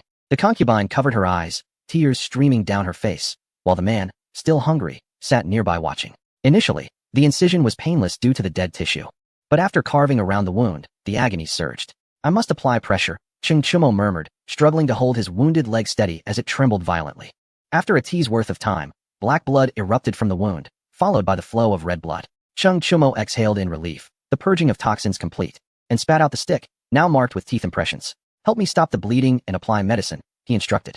The concubine bit her lip as she tended to his wound, her hands trembling slightly. Once the bandaging was complete, she wiped the sweat from Chung Chumo's brow, who lay on the ground, savoring the feeling of being alive after such peril. Gradually, his expression grew cold.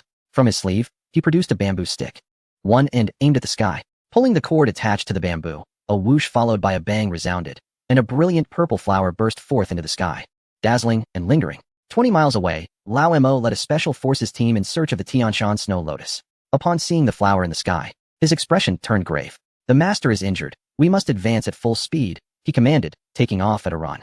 30 miles away, Long Zhan was equally startled by the sight of the flower. The master is injured. We must advance at full speed, he bellowed, leading his 2,000 loyal soldiers, who had been swayed by Chung Chumo's charisma. Nearby, the commander of the Fufeng Jinbei army, Li Bin, also gasped in alarm. The master is injured. We must advance at full speed, he echoed. 3 groups of men pressed forward toward Chung Chumo's location. At that moment, Chung Chumo found himself encircled, unaware of the identities of his pursuers.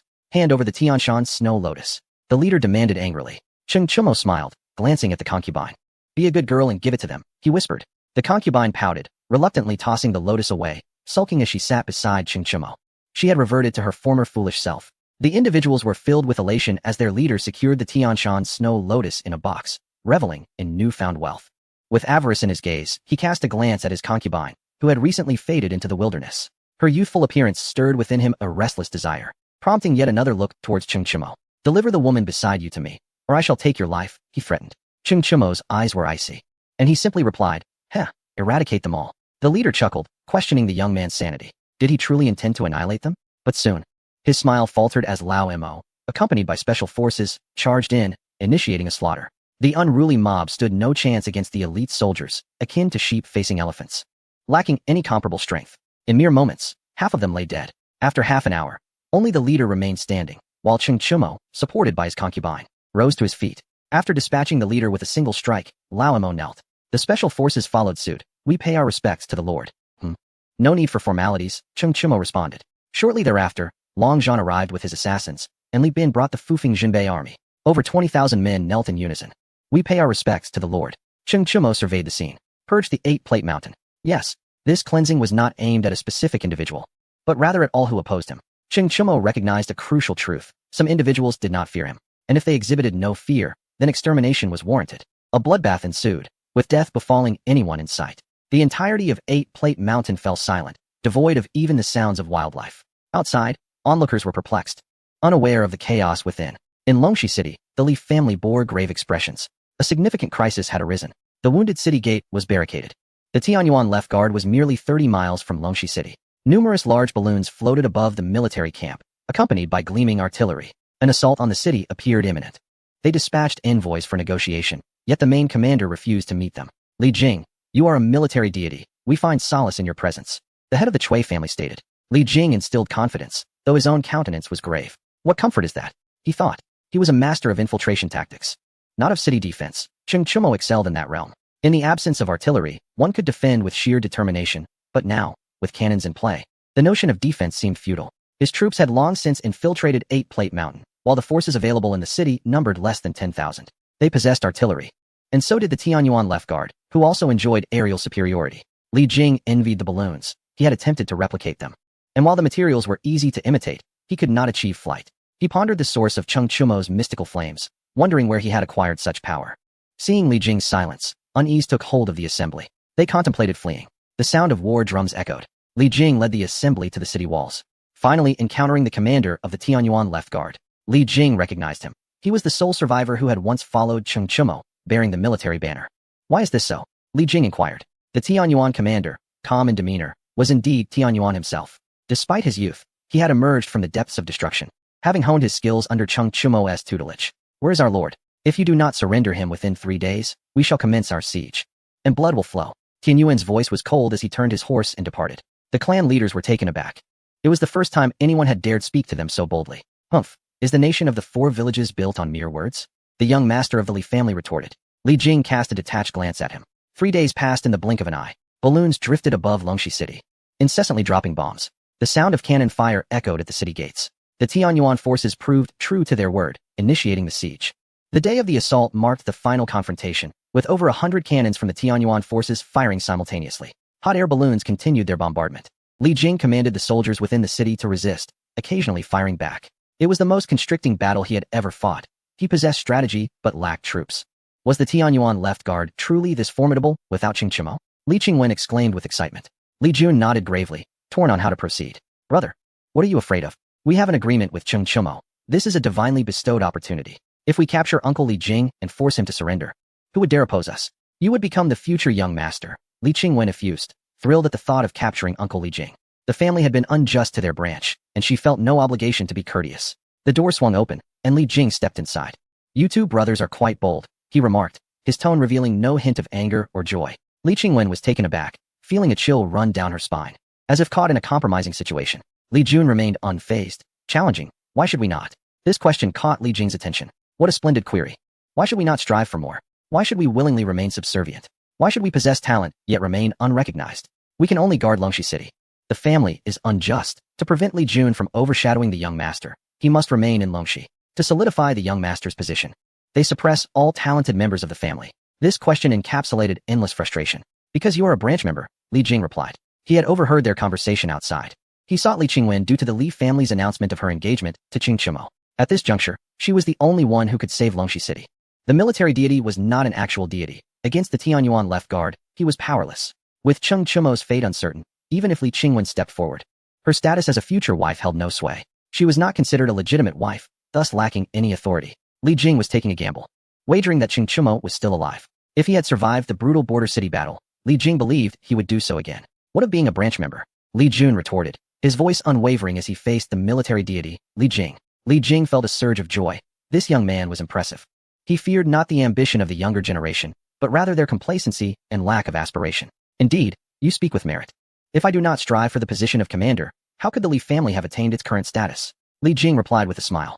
The siblings were perplexed. They had contemplated betraying their family, and yet Li Jing, the head of the family, showed no signs of anger. Was he not supposed to be furious? Uncle Li, I just mentioned capturing you. Li Qingwen spoke timidly. Many have sought to capture me, but there are countless who would fail, just like you too. Li Jing laughed heartily. In that moment, he exuded an air of dominance, as if declaring to the world, I underestimated you. What can you do about it? Li Qingwen stuck out her tongue and approached Li Jing, wrapping her arms around his. Uncle, you must not disclose this matter to the family head. We could face punishment. Perhaps even have our legs broken and be cast out. My brother cannot afford to lose his legs. He still aspires to be a general. Release your grip. You're on the verge of marriage, yet you still behave this way. You must learn the 3 obediences and 4 virtues, and may only embrace one man, your husband. Li Jing forcefully broke free, flicking Li Qingwen lightly on the head. Li Qingwen, feeling aggrieved, was on the brink of tears. Li Jing paid her no heed. Rules are rules. The Li family had already produced one femme fatale, Li Huan. They could not afford another like Qingwen. They could not bear such a disgrace. Did you just say you would capture me? Go ahead, Li Jing declared. The siblings hesitated. Although Li Qingwen was quite boisterous, she dared not confront Li Jing. Seeing their inaction, Li Jing sighed, realizing these siblings were not the sharpest. His expectations were perhaps too lofty. Who could fathom the intentions of a war god? Li Jing began to elucidate. The current situation was already predetermined. After the bombardment, the Tianyuan left guard would inevitably launch an assault on the city. Artillery fire had its limits, primarily destroying structures. The Tianyuan left guard, however, would certainly resort to slaughter. No one would doubt this assertion. Cheng Chimo's subordinates would undoubtedly ravage the city. The most prudent course of action was to surrender. Directly yielding to the Li family was a disgrace they could not afford. If forced to surrender by the Li army, it would be different. The Li army comprised Li family members. Such news would sound far more palatable. Li Jing even intended to cultivate the Li army as successors, valuing their courage immensely. After finishing his explanation, the siblings exchanged a glance. Without further ado, they produced ropes and bound Li Jing. A white flag was raised on the city tower. The bombardment ceased. The Tianyuan left guard stood at the gates of Longxi. The city gates swung open, and the siblings escorted Li Jing outside. I am Li Qingwen, she proclaimed excitedly, her voice tinged with exhilaration. The Tianyuan left guard appeared striking, clad in gleaming armor, wielding tang sabers, carrying great bows, and adorned with black scarves while donning leather military boots. The strength of their combat prowess remained uncertain, yet their appearance was undeniably imposing. Tianyuan dismounted and knelt on one knee. Salutations, mistress. Li Qingwen's cheeks flushed. This address made her feel somewhat elated. Li Jun, with a hint of exasperation, gently nudged his sister. Only then did Li Qingwen realize her demeanor. Rise, I have yet to be married, she said, feigning nonchalance. Though her heart brimmed with joy, eager for the impending marriage, Li Jing shook his head towards the heavens, feeling that his words to this girl had been in vain. Tianyuan rose. Thank you, mistress. Li Qingwen, even more jubilant, unfastened her jade pendant from her waist, planning to sell it for drinks for her companions. She tossed the pendant to Tianyuan, who expressed his gratitude and turned to Li Jing, inquiring about the situation. Li Qingwen interjected, and after listening, Tianyuan fell silent. Mistress, since you are of the Cheng family, some matters do not require my elaboration. Your lord was ambushed here. What are your thoughts?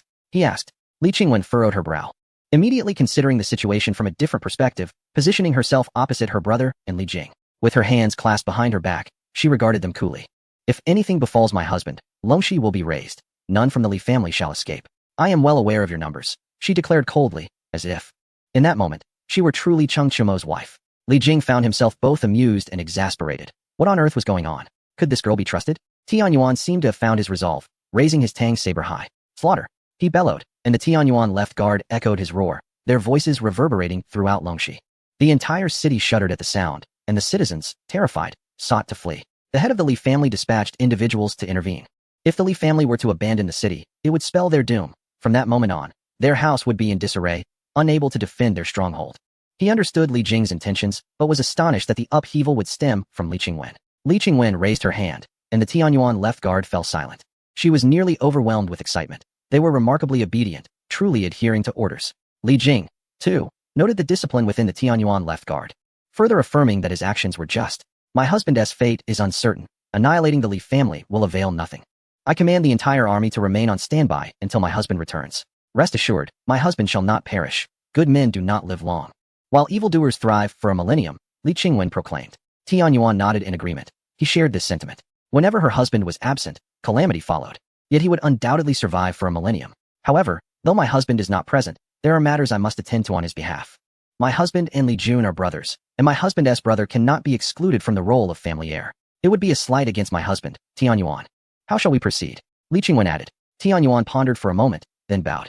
Whoever your lord may be, his brothers must be paragons among men. If Li Jun cannot assume the role of family heir, then the Li family has no reason to exist. Eliminate him, and then help Li Jun take 100 concubines.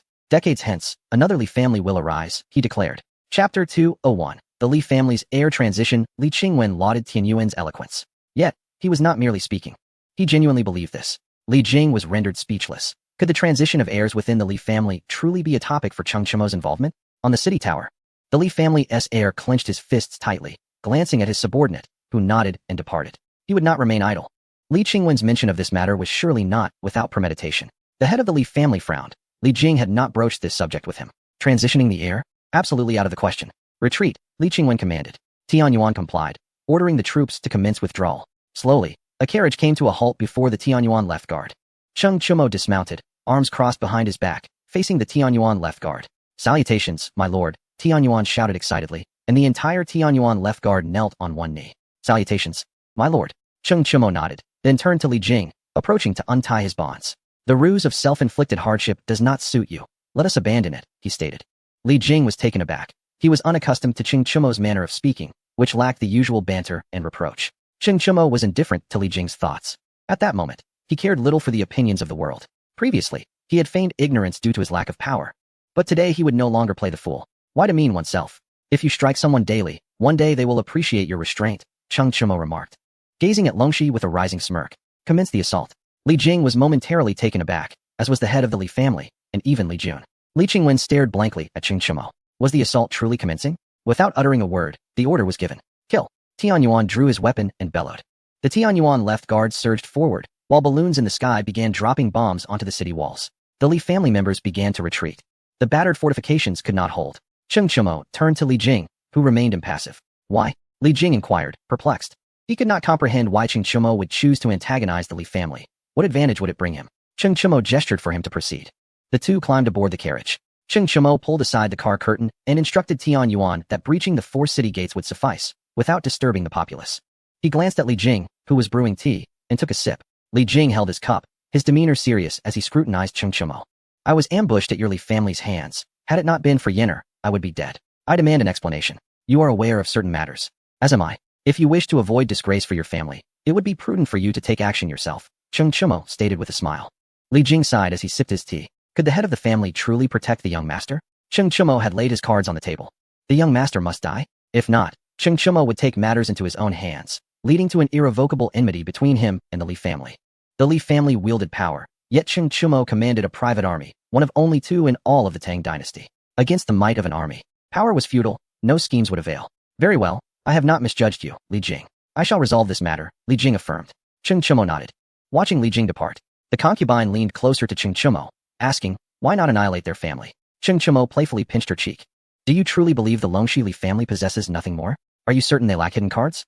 They remain passive because the moment of life and death has yet to arrive. If the Longxi Li family were so weak, Li Shimin would have obliterated them long ago. He replied. The concubine nodded, somewhat understanding yet conflicted. What about the villains? She inquired, hastily lowering her gaze. Torn between not wanting to plead for them and her inability to refrain. Cheng Chimo's expression grew contemplative as he recalled the day of the assassination. He was certain that those who attempted to take his life were not of the same faction. He faintly heard the concubine's words. Next time we meet, we will determine our standings and fates. Very well, Cheng Chimo responded. The concubine felt a rush of sweetness within her heart. Brother Cheng. Li Jun called from outside the carriage. The concubine rose and opened the curtain. Qingwen, come in. She cheerfully beckoned. Qingwen felt delighted, grateful for her friendship with Yenner, which spared her from potential embarrassment, as she placed her hand atop the one extended by the concubine. Cheng Chimo stepped down from the carriage and patted Li Jun on the shoulder. In the future, Strive to be a capable head of the family. I shall always support you, he declared. Li Jun gazed at Cheng Chumo with a complex expression, astonished that matters had escalated to this point. Brother Cheng. The assailants were from the Heelan family. According to the young master's information, Li Jun informed him. This was news just imparted to him by Li Jing, and the reason only Li Jing was aware remained unknown. Cheng Chumo smiled, realizing that Li Jing had resolved to take action. Upon returning to the Li family, an underground passage, long concealed, was unveiled. Countless supplies were transported in, and a procession of cloaked figures emerged. The head of the Li family observed from afar. His expression grave. The family had reached a critical juncture. There was no longer a need to conceal their strength. The family members withdrew from the underground, while the deathly soldiers emerged. Upon seeing Li Jing, the head of the Li family inquired, "What news?" Li Jing shook his head, glancing at the young master beside the head of the family. Drawing his sword, he admonished, "Certain actions are intolerable, as the young master. How can you place the head of the family in such a position? I hereby declare your position as young master null and void." With that, he thrust his sword, ending the young master's life. The head of the Li family remained unmoved, his expression unchanged. And then, he asked, this was the military god, Li Jing.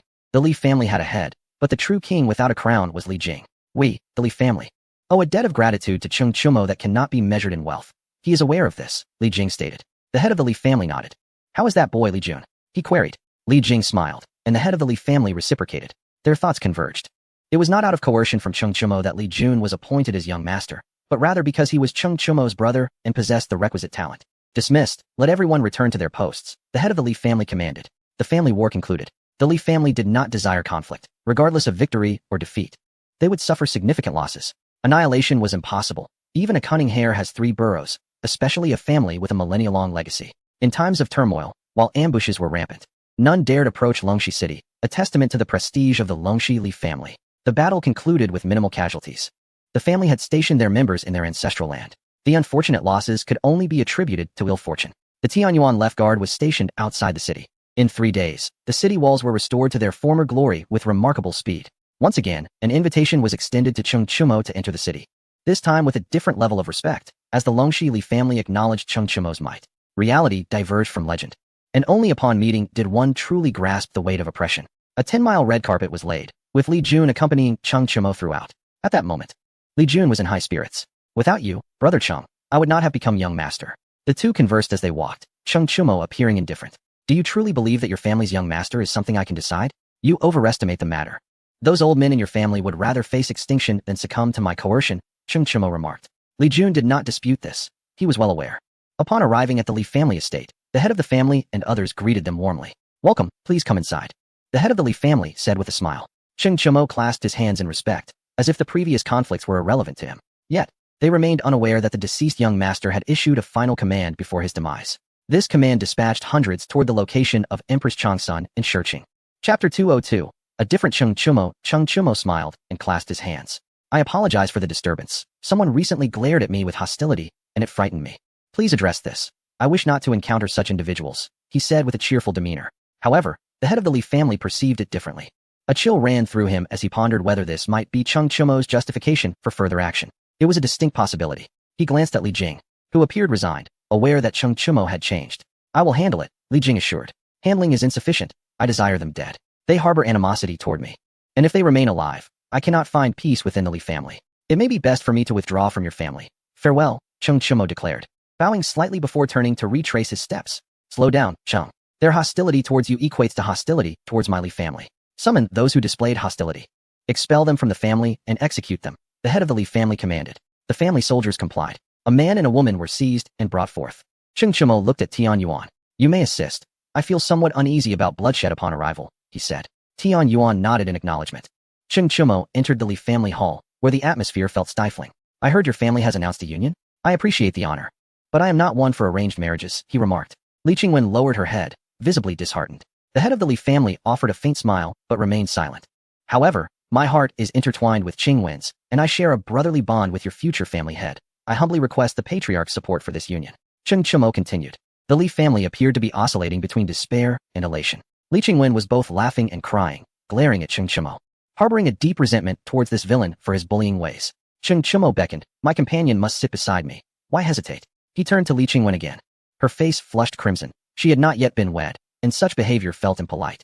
Would Cheng Chumo think her of little worth if she approached him now? Yet, what if he were displeased if she did not go? The matriarch of the Li family remarked, once a daughter is married, she is like water spilled. Li Qingwen was still reluctant to heed her future husband.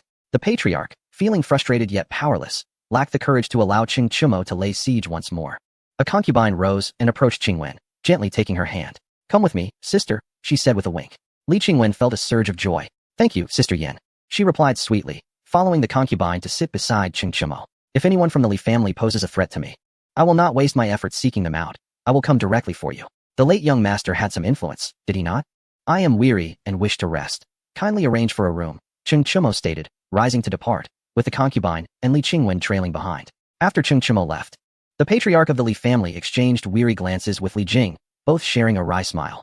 This is truly troublesome. It feels quite stifling, Li Jing remarked. The patriarch sighed, reflecting on the situation. He found himself preferring the somewhat foolish Qing Chumo, as this new version instilled fear in him. The circumstances surrounding the Li family had drastically changed. Violence erupted even before entering the courtyard. The two began deliberating, genuinely fearing that the deceased young master had left behind a contingency plan. Upon investigation, they discovered that someone indeed intended to act, but the target was not Qing Chumo. Rather, it was Shirqing. The patriarch's expression darkened upon hearing the news. 3 days had passed, and those individuals were already out of reach. What would happen if Shirqing fell into chaos?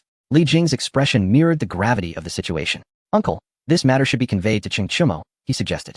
The patriarch had no better course of action. The two sought out Qing Chumo, who was enjoying tea beneath a tree while the two women engaged in lively conversation. Upon seeing the patriarch, Qing Chumo rose and clasped his fists in greeting. The two quickly conveyed their purpose. Qing Chumo's demeanor remained unchanged upon learning of the threat to Shirqing. Oh, that is your family's concern. I will address it when the time comes, he replied. His thoughts consumed with worry for Shirqing's safety, for it housed the most important person in his heart. Although Empress Changsun was indeed a virtuous aide, even the most skilled artisan cannot craft without materials. Concealing his anxiety was paramount. The patriarch and Li Jing exchanged knowing glances, both sharing a resigned smile. This was a first for them. They could not afford to intervene unless misfortune struck. With no other option, they departed, hastily dispatching individuals to pursue the matter. Hoping to catch up. Report. A servant announced. The heads of the 6 great families arrived once more. They had watched Qing Chumo's siege from a distance. They lamented that no conflict had ensued. The 6, wearing grim expressions, entered the grand hall. All of this misfortune is the result of your Li family's actions. You shall be held accountable for the losses incurred, the head of the Lu family declared. The patriarch of the Li family was left bewildered. Once the Lu family had explained, the Li patriarch was rendered speechless. Qing Chumo had bloodied the 8-plate mountain, sealing off all exits and slaying anyone in sight. The Li patriarch's countenance darkened. Qing Chumo was indeed ruthless. Upon hearing that his Fufeng Zhaobei army was also in the vicinity, the Li patriarch understood. Qing Chumo was genuinely intent on annihilating the Li family. Reality and illusion intertwined. The 7 began deliberating, deciding to negotiate with Qing Chumo. No more lives could be lost at 8-plate mountain. The Tianshan Snow Lotus had already fallen into Qing Chumo's hands, and further bloodshed would serve no purpose. When they approached Qing Chumo, he was engaged in martial training. Nearby, the glutton was voraciously consuming food, while a concubine assisted him with dishes. And Li Qingwen was busy cooking. Sister, he eats far too much, Li Qingwen complained, her arms aching from the effort, yet this individual still seemed insatiable. The concubine offered words of comfort. Once Li Qingwen learned that the glutton was Qing Chumo's savior, her complaints ceased. The 7 entered, oblivious to the glutton's presence. If the glutton were to look up, their jaws would surely drop in shock. 2 Qing Chumos? Upon seeing the 7, Qing Chumo paused. They explained their purpose. And after a moment of silence, he replied, I am beset in the wilderness. I shall grant you 7 families a reprieve for 3 more days. The 7 exchanged wry smiles. 6 of them glared at the patriarch of the Li family, blaming him for the predicament. Their previous neutrality had been shattered, provoking Qing Chumo's wrath upon the 8-plate mountain. After the 7 departed, Qing Chumo settled beside the glutton. Have you eaten your fill? He inquired. The glutton shook his head, declaring that this was the most delectable food he had ever tasted, and that he must eat more. Qing Chumo chuckled. I have matters to attend to. How about you impersonate me while I am away? Qing Chumo suggested. The glutton nodded in agreement, as long as food was provided. Qing Chumo turned to the concubine, instructing, if anyone comes, tell them I am not seeing anyone.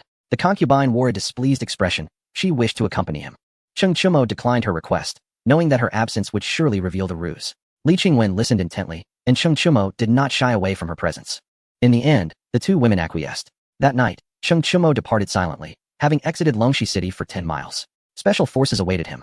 Qing Chumo presented 2 leaves of Tianshan Snow Lotus to Old Mo. 1 leaf is sufficient, Old Mo remarked. Qing Chumo shook his head, insisting that 1 leaf would be inadequate. Trust me, one must be reserved for self-preservation.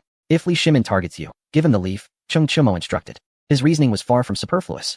The darker leaf was designated for Li Huan, while the lighter one had been soaked in water for 3 days, during which he consumed the liquid, rendering the leaf's efficacy significantly diminished. Cheng Chimo added. Old Mo was at a loss, unable to grasp Cheng Chimo's intentions. Mounting his horse, Cheng Chimo set off toward Gansu Shicheng. Chapter 203. Suddenly, Cheng Chimo emerges. In Shicheng, within the government office, Empress Changsun meticulously embroidered, occasionally placing the needle in her hair to rub it. Everything is arranged, a one-armed maid announced softly, her voice calm. Yet, she felt unease. Many had entered the city that day, and the number of potential assassins was unknown. Empress Changsun laid down her embroidery frame. Is Chimo at the Li residence? She inquired. Already aware of Cheng Chimo's escape. Yes, does your majesty miss Qinggong? The maid replied, gazing at the embroidery frame. Since learning of her parents' demise, the one-armed maid had transformed, becoming fearless. Her previous trepidation had vanished. She held only gratitude and respect for Empress Changsun, no longer fearing her, and at times conversed with her as if they were sisters. Empress Changsun cherished this newfound dynamic with her maid. Her face flushed slightly as she cast a glance at the one-armed maid. You certainly know a lot, the Empress Changsun said softly, without a hint of reproach. The one-armed maid fell silent. Suddenly, shouts of battle erupted from outside. The Empress picked up an embroidery frame, her expression turning cold. Do you think Chimo will return to rescue us? She inquired. The one-armed maid remained silent, with the new head of the Longxi family in charge. The clan leaders were all there, making it impossible for Cheng Chimo to extricate himself. Clean this up. I detest the scent of blood, the Empress added. The one-armed maid was expected to leave. Outside, dozens of armored female soldiers awaited. The one-armed maid drew her sword, her voice icy. Eliminate them all. The soldiers complied. Trained by Li Xiaoning, these female soldiers sought to emulate Cheng Chimo's crossing of the Western Turkic territory, though they hesitated to act. Knowing they could not match the special forces in strength, Li Xiaoning, not one to act rashly, held back her frustration, leaving 100 to protect the Empress while she continued training. She refused to believe that what Cheng Chimo could accomplish was beyond her reach. The one-armed maid charged at the assailants, employing straightforward sword techniques that exploited her height disadvantage, targeting low strikes. She had learned from the special forces for quite some time. Enduring their bullying, which was not the typical kind, they would mock her like a child, reveling in her struggles. The one-armed maid bore resentment, not toward the special forces, but toward the Heelan family, which fueled her determination not to concede. Regardless of how they mistreated her, she persevered, honing her skills. Hundreds lay in wait, unaware that they had been detected upon infiltrating Shicheng. The Empress Changsun, a paragon of virtue, was formidable in her methods. When Li Jianqing faced defeat at Xuanwu Gate, his attempt to capture Li Shimin's children as leverage failed, largely due to the Empress's protection of Li Shimin's rear and the wives and daughters of all the ministers. The assailants were swiftly dealt with.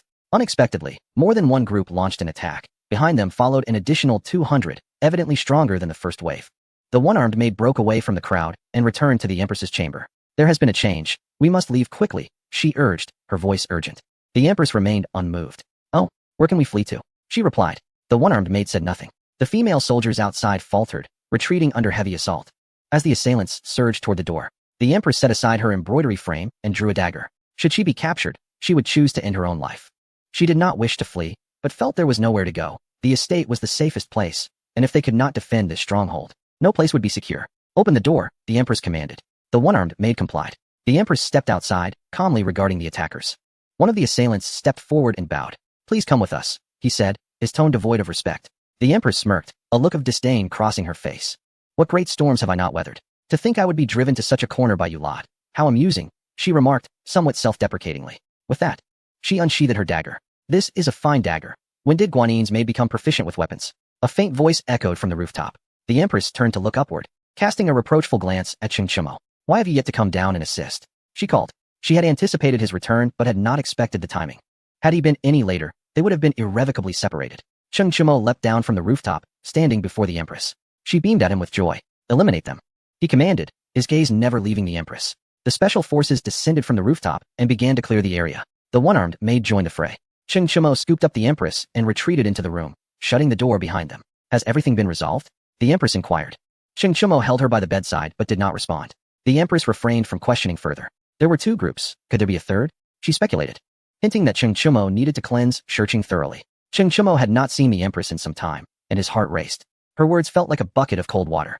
The assailants had a clear objective, to capture the Empress. He had arrived just in time this time. But would he be so fortunate next time? Would they still be in Longxi? The distance was not great, and swift horses could effect a timely rescue. But what if it were elsewhere? The Empress rose to pour tea for Cheng Chimo. If we had a house like the one in Fufeng County, we would have no need for worry, she mused, winking playfully. She longed for a villa. Having abruptly transitioned from a solid concrete structure to a wooden house felt unsettling. lacking in security and permeated by drafts. She placed the teacup in Cheng Chimo's hands. He gazed at her. Then let us build one. They are currently researching generators in Fufeng County, and once successful, I will connect the power grid here, he replied. The Empress, unfamiliar with the concept of a power grid, looked puzzled, adorably so. Cheng Chimo chuckled heartily at her expression. Master, the area has been cleared, a member of the special forces announced from outside. Excellent, arrange for craftsmen. I want a house built, Cheng Chimo instructed, to which the special forces responded affirmatively. Cheng Chimo attempted to assist the Empress, but she refused, starting to change clothes in front of him. Aren't you going to help? I've been too afraid to go out lately. Won't you take me for a stroll? The Empress complained, her demeanor suggesting she was ready to find fault and sulk. Cheng Chimo stood up to help her fasten her buttons, but each time he did, he was playfully slapped on the hand. Humph, behave yourself, the Empress chided. Cheng Chimo was speechless, wondering if such treatment was permissible. There was no alternative. Having frightened the Empress, he felt compelled to make amends. The two exited Shurching and ventured into the woods 10 miles away. The Empress frolicked ahead like a child, occasionally twirling around. They arrived at the spot where they had encountered the Tibetan slave. They paused, sensing a shared understanding. Chimo, I dislike noise. How about we build a house here and provide the female soldiers with the same rifles you used back then, ensuring absolute safety, the Empress suggested. At some point, she had developed a fear of encountering others. Only the one-armed maid and Wu Shun were allowed to see her. This place lacks a lake. Let's build the house first. Then dig an artificial lake around it, Cheng Chimo proposed. The Empress closed her eyes, envisioning a water villa, nodding happily. Ah, she exclaimed in surprise. Chapter 204, 18 Lives 1. Cheng Chimo carried the Empress into the dense forest. She did not protest, the environment was pleasant. As night fell, Cheng Chimo carried her back to Shurching. The Empress playfully pinched his face, tugging at it from both sides for reasons unknown. Upon returning to the estate, Wu Shun rushed out to greet them. Chuemo, you have returned. Wu Shun exclaimed with a joyful expression. Cheng Chuemo smiled in response. The three entered the room, where Cheng Chuemo gently placed Empress Chang Sun onto the bed. Oh dear, how did you injure your knee? Wu Shun asked. Concern etched across her face as she hurried to fetch medicine to tend to Empress Chang Sun's injury. The Empress cast a furtive glare at Cheng Chuemo, blaming him for her predicament. The thought of his indifference to her pleas filled her with indignation. Humph, you may leave, she huffed. Cheng Chuemo, aware of his guilt, exited the room. In the grand hall of the government office, a special operations soldier reported, My lord, we have uncovered that the attack was orchestrated by a vassal family of the Healing clan, located 100 miles from Longxi. Cheng Chuemo retrieved a map and smiled coldly. I shall go entertain them, he declared. Make arrangements for a villa to be built. And instruct Lao Mo to send someone to create stained glass for the new villa's windows, he added. The soldier acknowledged. The following day, Cheng Chuemo rose early to practice martial arts. Wu Shun assisted Empress Chang Sun in leaving the room. The Empress shot Cheng Chuemo an exasperated glance. Not out of anger, but resignation. Last night, Wu Shun had shared the bed with the Empress, determined to uncover the truth behind the Empress's knee injury. Wu Shun insisted on knowing how it occurred, declaring she wouldn't sleep until she was informed. With no choice, Empress Chang Sun relented and divulged the details. Wu Shun, upon hearing the account, laughed under the covers for half the night, even mumbling in her sleep in amusement. What should we do about those who attempted to assassinate me? Empress Chang Sun asked, her expression clouded with displeasure. Her instinct to manage affairs was hard to suppress. Exterminate their entire clan, Cheng Chuemo suggested. Empress Chang Sun disagreed vehemently. Such a drastic action was not a trivial matter. Setting a precedent for annihilation was not to be taken lightly. Cheng Chuemo felt compelled to eliminate the Healing clan, having been targeted twice in assassination attempts, and once against the Empress. To endure such humiliation without retaliation? Empress Chang Sun urged gently. Cheng Chuemo pondered for a moment. I will take you both out for a breath of fresh air and to assess the two families. If they pose a threat, they shall be eradicated. If they are benign, we shall let them be, he stated. A soft chuckle escaped Empress Chang Sun's lips. It seemed Cheng Chuemo was resolute in his intention to annihilate the clan. Benign families? Misfortune seeks out the unfortunate, and the righteous are often devoured by various schemes. There are no prosperous families left. They have long been swallowed by others, she mused, reflecting on the harsh survival laws of the Tang dynasty. Very well, very well. Empress Chang Sun replied cheerfully, seemingly dismissing the topic of extermination, allowing Cheng Chuemo to come to his own conclusions. If extermination proved necessary, so be it. What about me? Wu Shun asked, her face tinged with anxiety. She feared being left behind. Empress Chang Sun playfully pinched Wu Shun's little nose. Of course, we shall take you along, she teased. The conversation then shifted to the matter of the Tianshan Snow Lotus, to which Cheng Chuemo responded candidly. Empress Chang Sun remained silent, her thoughts a mystery to him. Cheng Chuemo understood well. The bond of a night spent as husband and wife could not easily be dismissed, despite her reassurances to the contrary. This was a common trait among women in second marriages. Few could separate their performances in life from their roles in fiction. In Chang'an, Lao Mo stealthily arrived at the territory of Li Lizzie. Upon seeing Li Huan, he immediately placed the Tianshan Snow Lotus in her mouth, without waiting for a word. Before either could speak, Yuchi Jingda and his men surrounded the area. Lao Mo sighed inwardly. The head of the family was indeed astute. Li Shimin awaited him there. Without further ado, Lao Mo followed Yuchi Jingda away. In the Ganlu Palace, Li Shimin regarded Lao Mo as if they were old friends. Do you remember what I said when I sent you to your territory? Do you recall your mission? Li Shimin inquired. Lao Mo bowed. I remember, he replied. Li Shimin nodded. You have provided me with much intelligence regarding Chengchu Mo over the years, which has greatly comforted me. What news do you bring from Bapan Mountain? Li Shimin asked. Chengchu Mo would never have anticipated that Lao Mo was in fact aligned with Li Shimin. Lao Mo hesitated briefly. Li Shimin frowned. What do you think will happen if Chong Sun Wuji discovers that you were responsible for the demise of Chong Sun Chong? Do you wish to live a peaceful life with Li Huan? Assist me one last time. Obtain the Tianshan Snow Lotus for me, and I shall grant you your freedom. Li Shimin commanded. Lao Mo bowed deeply, feeling a bitterness within. It was difficult. Li Shimin had known the moment Chong Sun Chong was struck down. His reluctance to speak of it was merely to keep that leverage until now. Lao Mo produced a pale leaf. This is the Tianshan Snow Lotus, he stated. Li Shimin snatched it from him. Yuan, come take a look, he called. Yuan Tiangang entered the hall. Li Shimin showed the leaf to Yuan Tiangang, who nodded after a moment. It is indeed this item, though the scent is somewhat off, Yuan Tiangang remarked. Li Shimin turned his cold gaze towards Lao Mo. Lao Mo responded honestly. Li Shimin's expression darkened. Chengchu Mo truly harbors sinister ambitions, he mused. He then inquired about whether the leaf, having been soaked in water, retained any efficacy. Yuan Tiangang confirmed it could still be useful, albeit with diminished potency. One leaf would not completely neutralize the toxic essence within Li Shimin's body. Oh. Chengchu Mo, you possess such cunning abilities. I underestimated you, Li Shimin said coldly, suppressing his fury. Expressing it would serve no purpose now. He crushed the leaf in his mouth and swallowed it. Taking a deep breath, he felt a surge of elation. Even if it couldn't fully detoxify him, he felt rejuvenated, as if he had shed a decade from his age.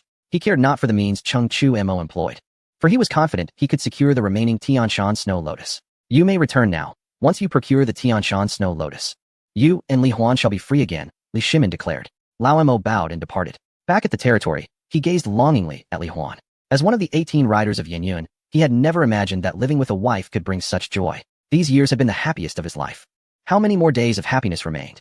He placed his trust in Li Shimin, for unless he chose not to speak, he would fulfill his promises. Yet, the cost would be his betrayal of Chengchu Mo. Without Chengchu Mo, he would not have reached this point.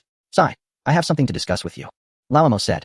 Li Huan smiled and nodded, pulling Lao Mo to sit beside her on the bed. She had already sensed he bore a heavy heart.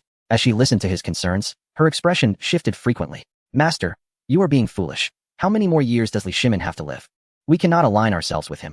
He cannot be compared to the head of our family. Do you know why Shui Wanche perished? Was it merely because he was a member of the Crown Prince's faction? You are mistaken. It was because he surrendered to the Tang alongside Luo Yi. Luo Yi is doomed, and so too is Shui Wanche. The desire to eliminate Luo Yi has never been Li Yuan's, but Li Shimin's. That is why Shui Wanche chose to follow Crown Prince Li Jianqing. He sought self-preservation.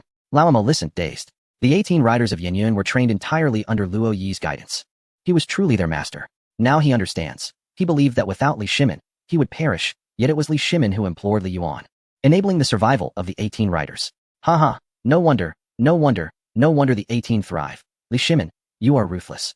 Old Mo, in a fit of madness, shouted, and Li Huan promptly covered Old Mo's mouth. This is the princess's territory, teeming with Li Shimin's men. The survival of the 18 is quite simple. Li Shimin merely needs one to remain alive to pass on the skills, while the rest must perish, for if they all live, they become unmanageable. Chapter 205. To aid or not to aid, the He family. Li Huan comforted Old Mo in an embrace. Morning. Old Mo slept soundly, venting all his grievances onto Li Huan. Upon awakening, he instinctively reached out for Li Huan. Wait, Li Huan would never rise earlier than Old Mo. The daughter of a wealthy family, one could understand. Old Mo jolted upright, donned his clothes, and dashed out of the room. In the courtyard, Li Shimin sat drinking tea. While Li Lizzie stood beside him, Old Mo realized that it was not Li Huan who had vanished, but rather Li Shimin who had detained Li Huan as a hostage. Up already? Let me take a look, Li Shimin remarked indifferently. Old Mo bowed in respect. Where's Li Huan? He inquired. Li Shimin smiled without speaking. While Li Lizzie bit her lip, observing everything. Her father had gone too far. Why must you capture Li Huan? She had seen Yuchi Jingda take Li Huan away. Heh, are you dissatisfied with me? It matters not. As long as you bring back the Tianshan Snow Lotus, Li Huan shall be returned to you. And I shall grant you your freedom, Li Shimin declared before departing. Old Mo clenched his fists. For but a fleeting moment, he contemplated exchanging his life for Li Shimin's. But he restrained himself. He could not bear to part with Li Huan or the life they currently shared. Transforming a cold-hearted Old Mo into this required merely a warm home. Heroes struggle at the beauty's gate. Old Mo is no hero, and Li Huan is no beauty. They are simply two souls in love. Master, I, Old Mo, am deeply remorseful towards you. He gritted his teeth, a decision forming in his heart. Cheng Chimo was en route to the county town. The red brick road was graced by a single carriage moving slowly. Sounds occasionally emanated from within. Flocks of birds fluttered into the sky in fright. Humph, the Empress Zhang Sun frowned. Wu Shun kept his head lowered, nearly burying it in his chest. Shunner, I did not expect you to behave this way. Humph, what of the 3 obediences and 4 virtues? The Empress Zhang Sun chastised Wu Shun. Had it not been for her, this would not have occurred. Wu Shun dared not raise his head, his face flushed. Inwardly, he argued that it was not his fault. It was his husband who initiated the altercation. The Empress Zhang Sun shot a glare at Cheng Chimo, who lay there pretending to sleep, harboring resentment. Initially, it was a matter between Wu Shun and Cheng Chimo, yet she could not resist interjecting, thereby benefiting Cheng Chimo. Sister, do not be angry. Did you not just? Wu Shun whispered. The Empress Zhang Suin's face reddened, glaring at Wu Shun. She would never admit it. No, next time, she declared. The carriage, unaccompanied, arrived at the county town. Just as they entered the city, chaos ensued. The carriage was surrounded by a throng of commoners. One man lay before the carriage, rolling on the ground. Cheng Chimo disembarked. What happened? He inquired, assisting the man to his feet. Noticing the absence of injuries, he realized it was a case of fraud. You wealthy people do not regard us commoners as human, allowing your reckless horses to trample us, the man declared. This statement ignited the ire of the onlookers, who had endured much bullying from the affluent. The officers sided with the wealthy. When something was lost, they reported to the officials, who instructed them to investigate and apprehend the culprits themselves. What kind of divine reasoning is this? Taxes are fed to dogs? The most infuriating part is that each officer's garment costs 400 copper coins, yet they claim that the funds have nothing to do with commoners, but are the government's money. Where can one seek justice? 400 copper coins could sustain a family of 5 for several years. As the injured man cried out, the crowd grew restless, and a group of officers approached, taking Cheng Chimo and the injured man to the magistrate's office. They were led directly into the courtroom. Cheng Chimo stood below, speechless, as a nobleman was interrogated by a mere county magistrate. In a constitutional monarchy, the county magistrate is the highest local authority, wielding significant power. Why did you hit someone? The magistrate inquired, secretly delighted. Cheng Chimo's attire was indicative of wealth, and the sound of the gavel promised a hefty fine. Compensation. Cheng Chimo replied. Though he was unsure if he was the one at fault, such cases of fraud have always been difficult to resolve. He possessed no dashcam footage. The man was overjoyed. It was the first time he encountered someone so agreeable. The magistrate chuckled. This is not a matter that can be resolved with mere compensation. This magistrate suspects you of intentional homicide. This is no small matter, he stated. Cheng Chimo was taken aback. This phrase sounded eerily familiar. Is this how officials intimidate the commoners? How severe is it?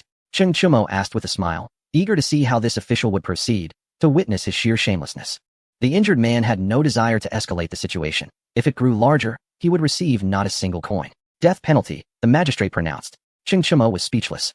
Not again. Does the magistrate not verify whether the injured party has sustained any injuries? Is it truly a matter that warrants the death penalty? He questioned. If it was not you who struck him, why did you assist him? The magistrate retorted. Cheng Chimo took a deep breath, stung by this remark. What a profound statement. If it was not you who struck him, why did you assist him? This sentiment extinguishes all of the Tang people's noble virtues and plunges the social atmosphere of the Tang dynasty to its nadir. To assist or not to assist is a challenging decision. Fraudsters deserve punishment, yet such magistrates deserve it even more. What is your distinguished surname, magistrate? Cheng Chimo inquired. This magistrate's surname is He, and my given name is Wen Yuan. The magistrate replied, unafraid of Cheng Chimo's potential connections, for his family had powerful allies, none other than Zhang Shigui, a staunch supporter of Li Shimin, with his brother being Zhang Shigui's son-in-law. Zhang Shigui also had another son-in-law, Prince Li Daozong, father of Princess Wenqing. Li Shimin, having married his daughter to solidify ties, would undoubtedly extend favors. Without the sword to slay Li Daozong, or the blade to execute him. It was not that Li Shimin was truly loyal. Rather, Princess Wenqing's status weighed heavily. To kill the biological father of Princess Wenqing? After all, she was the queen of Tubo. Regardless of her favor, she was still a queen. Li Daozong was the father-in-law of Songzan Ganbu. Such a background could command respect anywhere in the Tang dynasty. What relation do you have to He Zongxian? Cheng Chimo asked. He is my elder brother. The magistrate declared proudly. The Helan family has a good relationship with your clan, does it not? Cheng Chimo continued.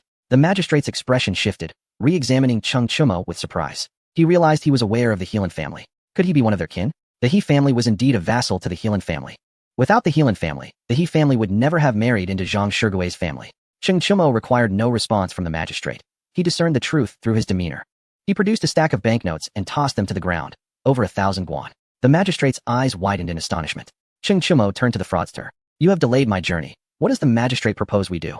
Cheng Chimo spoke calmly, addressing the intruder. The troublemaker disturbs the peace of this county. Send him to Annan.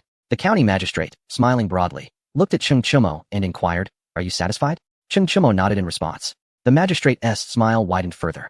The dispatch requires the use of local officials for escort, and the expenses shall be borne by you, he added. This was his true intention. He would not let a chance to extract money slip by. Once the drum sounded, a fortune would follow, not merely a saying. Cheng Chimo sneered inwardly. Go ahead. Ask for more. You won't last long. He was waiting for Long Zhan to arrive with the Death Warriors. His plan was to annihilate the He and Helan families, and then frame the 7 great families for the deed. Those Death Warriors were nurtured by the families. They had no place to seek justice. Cheng Chimo tossed a handful of banknotes to the ground and turned to leave. The county magistrate watched him depart. Upon returning to the carriage, Cheng Chimo recounted the events to the 2 women. Why did you assist if you weren't the one who collided with him? Empress Changsun murmured, her expression growing increasingly grim. How many officials like this are there in the Tang? She asked. There are no less than 8,000, Cheng Chimo replied. Empress Changsun fell silent. Cheng Chimo offered a few comforting words.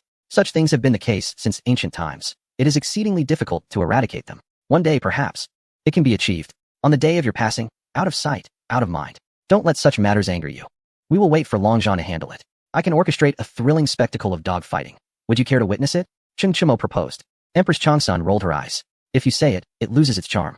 I abhor it when someone reveals the ending of a film. Leave it unsaid. We shall witness it ourselves, she declared. Her curiosity piqued about who would be at odds. Would it be entertaining? Yet she did not inquire further. 3 days later, the special forces met the Death Warriors led by Long Zhan outside the city. Long Zhan, curious, asked, why aren't you by the Lord's side? The Lord forbade it, the special forces replied. Long Zhan ceased to speak. He had received orders to wait here. The Death Warriors, heads bowed, stood in silence. Clad in their customary black. They were not willingly following Long Zhan. They simply could not withstand him. That towering brute was immensely powerful, capable of defeating 10 of them single-handedly. Disobedience was met with punishment. They longed for their families to send someone to retrieve them. After waiting in vain for so long, they wished to flee, yet they were uncertain of their destination. Their orders were to escort Cheng Chimo back to Fufeng County, but without further instructions. They were at a loss. The Death Warriors were akin to machines, indoctrinated from a young age. They had been severely brainwashed and could not think independently. As the carriage approached, Cheng Chimo descended. The special forces knelt on one knee, followed suit by Long Zhan. The Death Warriors stood there, unsure of what to do. Cheng Chimo smiled. Rise. It is time to resolve the issue with the Death Warriors. Returning was not an option. These individuals were not easy to train. No need for excessive courtesy, Cheng Chimo stated. The special forces stood and moved aside. Cheng Chimo turned to Long Zhan. Is everything proceeding smoothly? Long Zhan shook his head. Anyone commanding the Death Warriors is bound for misfortune. They are not obedient. Although they stand neatly, they are divided into 7 factions. Their hearts and minds are not united. Cheng Chimo ceased his inquiries and addressed the Death Warriors. Lift your heads, he shouted. The Death Warriors remained unfazed by the command. They could not hear him. How can you, born of humanity, pledge your lives to a single family? Your loyalty should lie with the citizens of the Tang, Cheng Chimo continued, delivering an inspiring speech. The Death Warriors, however, exhibited no reaction, staring blankly at Cheng Chimo. Long Zhan could no longer bear witness. The young village chief is deluded. If they could hear, they would have spoken long ago. As for action, these fools are deaf, Long Zhan remarked. Cheng Chimo stood there, as motionless as the Death Warriors. The 2 women in the carriage could no longer contain themselves, bursting into laughter. After the laughter subsided, Wu Shun dismounted and began gesturing towards the Death Warriors. They mimicked her movements, and after a prolonged period of gesturing, the Death Warriors wept, having encountered a family member.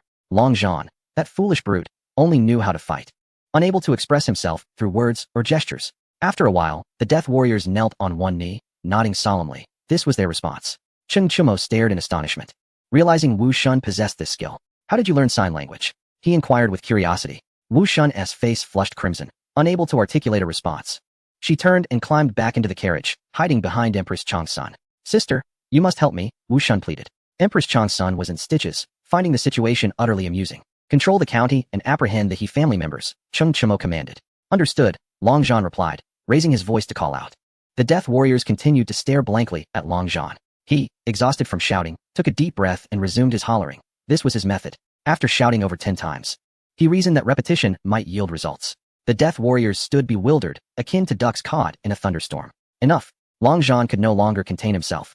Rolling up his sleeves to take action, Cheng Chimo seized Long Zhan, inwardly cursing, you foolish oaf, they cannot hear you, yet you keep shouting. He pondered how the Death Warriors had managed to endure during this time. It was no wonder they were moved to tears upon witnessing Wu Shun's gestures. If Cheng Chimo were in their position, he too would shed tears. Wu Shun was family. Shun'er, come down, Cheng Chimo beckoned. Wu Shun hesitated, nervously stepping down from the carriage, glancing at Cheng Chimo with trepidation, afraid to approach. Cheng Chimo's expression darkened. Relay the orders to them, he instructed. Wu Shun began to gesture. After a while, the death warriors knelt once more, nodding earnestly, indicating their understanding. Long Zhan led the death warriors into the city.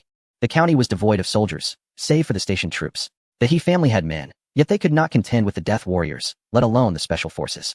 Cries of anguish echoed throughout the city. In recent days, Cheng Chumo had thoroughly investigated the He family's situation. The special forces, armed with a list, apprehended individuals. The entire county was engulfed in panic. Cheng Chumo observed from within the carriage, glancing at Wu Shun, who was still hiding behind Empress Changsun, unwilling to show her face. Cheng Chumo was left speechless. Was it really necessary? Speak, he urged, his tone brooking no argument. Empress Changsun shifted her position, causing Wu Shun to be revealed. The girl, feeling wronged, was on the verge of tears. Cheng Chumo remained unmoved, insisting she articulate her thoughts. What was the point of crying? Surely, it was an act. She hadn't wept when he had taken her back the first time, so how could she now? Empress Changsun, equally curious, wished to understand how Wu Shun had learned sign language. As Wu Shun realized her tears would not elicit sympathy, she reluctantly confessed. Cheng Chumo and Empress Changsun exchanged glances, both wondering what the matter could be. Wu Xuan heeded the words of her sister, Wu Mingyang, and discreetly monitored Cheng Chumo's every move with the princess of Changle from a distance in the fief of Changle. Due to the necessity of maintaining a safe distance, she could only observe stealthily, unable to hear their conversations. Consequently, Wu Xuan took it upon herself to learn sign language and lip reading, showcasing her remarkable talent. Is that so? Cheng Chumo inquired. Wu Xuan nodded, casting a furtive glance at his expression, silently praying that he would not chastise her, as it would be painful. She gravitated closer to Empress Changsun, finding solace in her presence. Fear not. Chumo will not be angered by this matter. The past is but a memory, and memories hold no value. It is essential to treasure the present, Empress Changsun reassured her. Cheng Chumo concurred, acknowledging her words. After all, who among them was without a history? The past was merely a recollection, and the focus should be on the present. It is a trivial matter. I have faith in the protection provided by those loyal to you, Cheng Chumo stated. Wu Xuan's proficiency in sign language made her an optimal choice for directing the loyalists. Empress Changsun nodded, still haunted by the recent assassination attempt. Gansu served as Cheng Chumo's stronghold, and maintaining that connection was imperative. The alliance with the Li family was a safeguard. Such unions were no trifling matter, merely the beginning of further collaboration. The He family had been entirely subdued. Chapter 207. The show begins, Cheng Chumo announced to Empress Changsun. Curiosity flickered across her face as she eagerly anticipated how he would handle the situation. Would he resort to killing as before? Such an action would signify failure for her. Cheng Chumo's present standing was a testament to Empress Changsun's nurturing. Though he was a time traveler, he was still unfamiliar with the intricacies of court politics, knowledge that had been imparted by Empress Changsun, either intentionally or inadvertently. This moment served as a test. Go forth and make it splendid. We shall observe, Empress Changsun encouraged, playfully gesturing to inspire Cheng Chumo. He nodded, disembarking from the carriage to assemble the crowd at the marketplace for the public to witness. In the marketplace, Cheng Chumo stood amidst the throng. As Long Zhan ascended the execution platform, flanked by several members of the He family. Greetings, fellow villagers. Upon investigation, it has come to light that the He family has oppressed the populace. They deserve their fate. I had intended to incite you to take action, but as they are officials, such actions would bring you trouble and unjust accusations of rebellion, Long Zhan proclaimed, momentarily faltering as he forgot his lines. A lesson from Cheng Chumo that had escaped his memory. Well done, we thank you. The townspeople shouted in fervent excitement, having previously rebelled against such corrupt officials. The court would attempt to placate them initially, but eventually, they would face retribution, with imprisonment starting at 10 years, a fortunate outcome compared to death. Witnessing the fervor of the crowd, Long Zhan felt a surge of exhilaration, basking in the adoration of the masses for the first time. Fear not, you cannot provoke them. But we, the 7 great families, can, Long Zhan declared, brandishing 7 tokens and tossing them into the crowd. The townspeople caught them, only to hastily discard them. Fearing the consequences of harboring such tokens, the cycle of dynasties may change, but the great families endure. Kill, Long Zhan commanded, having lost his train of thought. The loyalists stood momentarily stunned, but upon witnessing Long Zhan draw his sword to slay the county magistrate, they sprang into action. In an instant, chaos erupted, and the ground was stained with blood as the He family was eradicated. Long Zhan retrieved several letters, placing them into a box along with the severed heads, actions he undertook himself, for he could not rely on the loyalists. Cheng Chumo shook his head disapprovingly. Thank you. 7 great families, for ridding the people of their scourge, he shouted, his voice echoing for all to hear, for the audience's satisfaction was paramount. Indeed, thank you. 7 great families, Long Zhan added, finally remembering. Well done. The townspeople cheered. Cheng Chumo secretly reveled in the knowledge that the 7 great families would find it impossible to clear their names, and he would ensure they were ensnared in this web of reputation. They would contend with the Helan family, for the 7 great families could easily dismantle a single family. Once the Helan family was thoroughly subdued, Cheng Chumo would strike. The great families were adept at such endeavors. understanding the principle of not allowing their adversaries a chance to survive. 3 boxes were prepared, one dispatched to Chang'an, another to the Helan family, and the last to the Li family of Longxi. Cheng Chumo departed with his entourage. On the journey, Cheng Chumo addressed the loyalists alongside the 2 women, and unbeknownst to Wu Xuan, she gestured, prompting all the loyalists to kneel before Empress Changsun. She smiled gently, nodding and raising a hand. Her loyal protectors gazing at her with excitement. You, loyal citizens of the Tang dynasty, I, as your matriarch, shall ensure you live in the light of day. For you too are Tang subjects. Your loyalty to yourselves brings me great comfort, Empress Changsun proclaimed. Wu Xuan gestured again, and the loyalists rose, brandishing their weapons and roaring, their battle cries unrefined. Empress Changsun turned to Long Zhan. Take them to Shicheng, do not harm them. They shall be villagers henceforth, she remarked with a smile. Long Zhan knelt in compliance, internally acknowledging the prowess of the village chief for securing an empress as a spouse. From this day forth, you shall serve as the night right guard. Your lives will be shrouded in darkness, but your children shall not dwell in the night. They will bask in the sunlight, Cheng Chumo declared. Wu Xuan gestured once more, and the loyalists' eyes brightened at the prospect of having children, as their lord had promised them such a future. Long Zhan waved his hand, and all the loyalists followed, frequently glancing back, reluctant to part from their lord, who had assured them of offspring. They hesitated to leave their matriarch, who had pledged her loyalty to them. The night right guard moved further away as Cheng Chumo mounted his carriage, issuing instructions before heading straight for Longxi City, accompanied by his special forces. Upon arriving at Longxi City, Empress Changsun and Cheng Chumo remained concealed in the carriage. Wu Xuan stood at the city gates, hands clasped behind her back. We have come to seek our lord. Open the city gates swiftly, she called out. The Li family's leadership was thrown into disarray as the heads of the 7 great families anxiously paced. Wu Xuan's arrival was inconsequential, but the presence of those behind her commanded their utmost attention. After all, she was the former empress. Although she had been declared dead, they dared not treat the esteemed empress lightly. What shall we do? The head of the Li family lamented, realizing the gravity of Empress Changsun's visit, accompanied by special forces. They now understood why Cheng Chumo had arrived without his usual escort. The special forces were there to protect Empress Changsun in Shicheng. The highest standards of reception were established. As proclaimed by the head of the Chui family, all eyes turned towards him, eager to hear his pronouncement.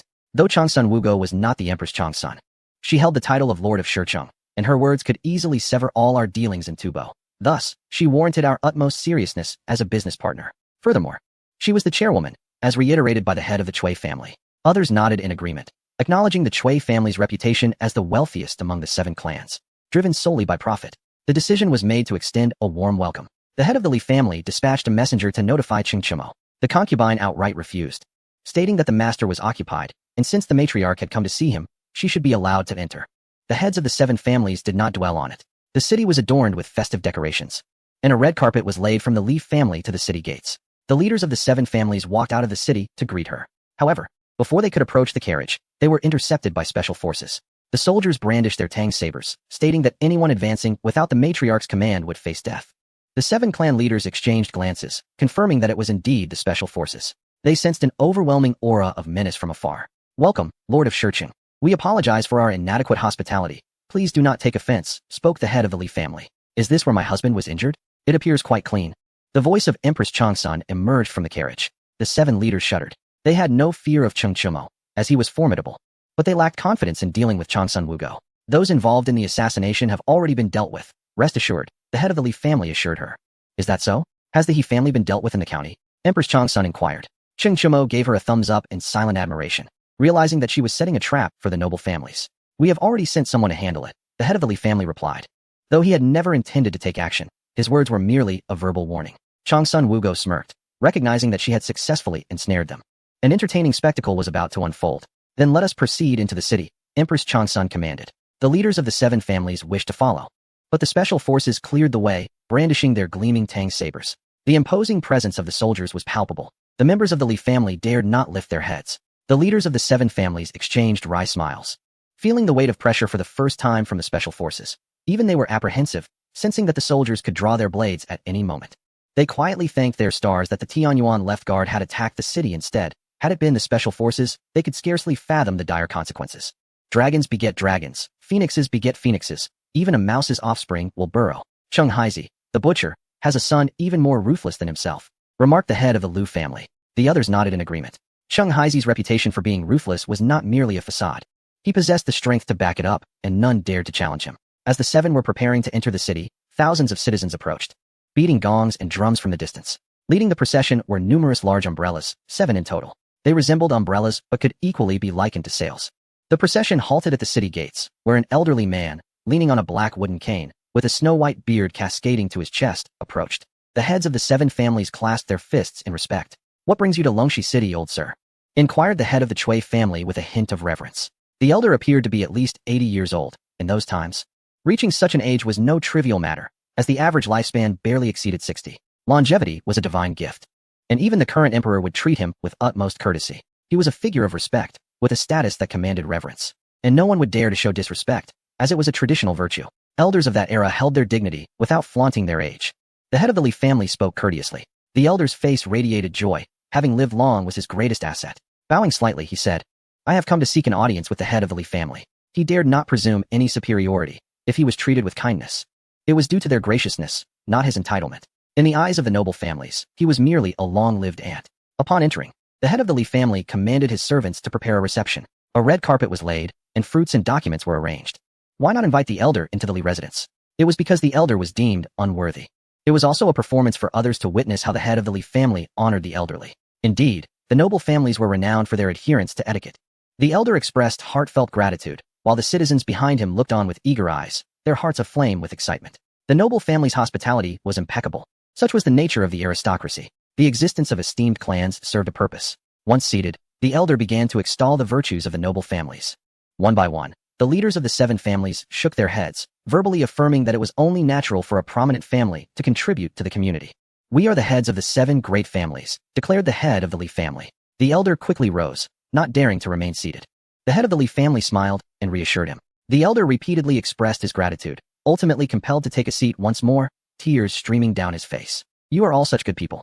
You dispatched men to deal with the tyrant, He County magistrate, who has plagued us for years," the elder said, his voice breaking with emotion. The leaders of the 7 families listened in stunned silence. When had they executed members of the He family, let alone the magistrate himself? "You feared that the He family would rise again, and you extinguished them.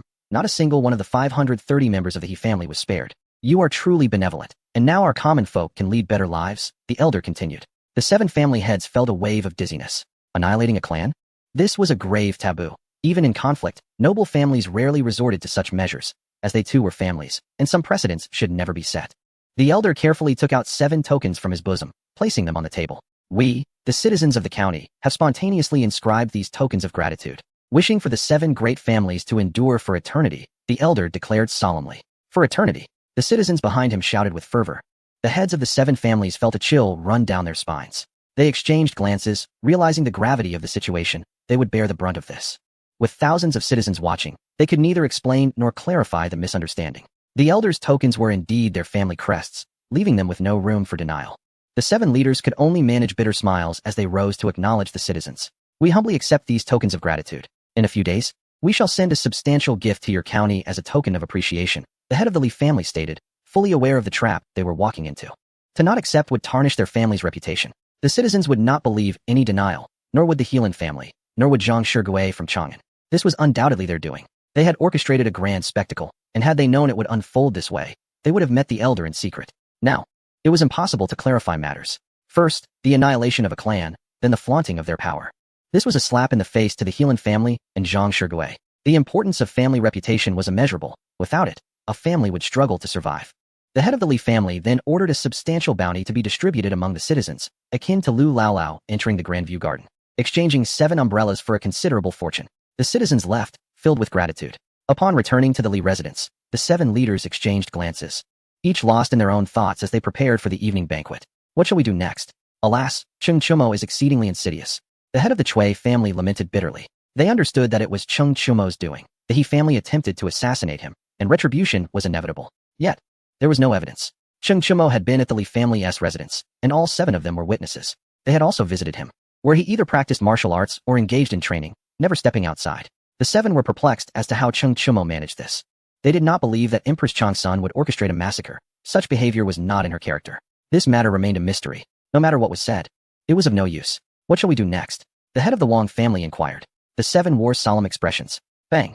The head of the Zheng family slammed his hand on the table. At this juncture, we cannot retreat. Though the Heelan family is a prominent clan, they cannot be compared to us. Together, the 7 families shall extinguish them, the head of the Zheng family declared.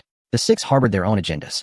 Destroying the Heelan family was not difficult. The challenge lay in silencing the voice of the common people. Do you remember the Zhengzhou grain scandal? Let us revisit that. The head of the Li family suggested. The others nodded in agreement. Let us proceed from there. We cannot allow ourselves to be used as pawns. Cheng Chumo wishes to remain unscathed, but that will not happen. The head of the Wang family stated. They were filled with indignation. A turtle can endure hardship, but not every turtle can reach the shore. Cheng Chumo shall not escape unscathed either. The first move is crucial. In the estate, a famished figure clung to Cheng Chumo's leg, wailing, "Brother, your concubine hit me. Woe is me. She won't let me eat and insists I train. If I don't train, she beats me. Look how I've been starved. I am so miserable. Brother, please seek vengeance for me." The concubine's expression darkened.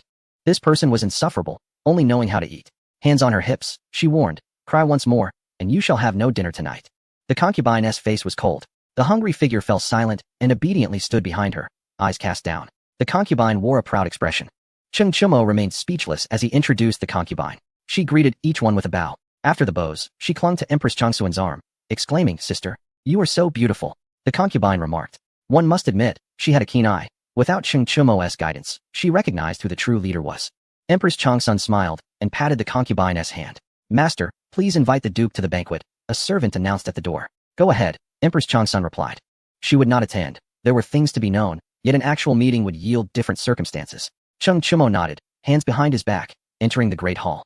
The heads of the 7 families wore grim expressions, failing to rise and greet him. Cheng Chumo turned and began to leave. The head of the Li family, face darkened, stood up.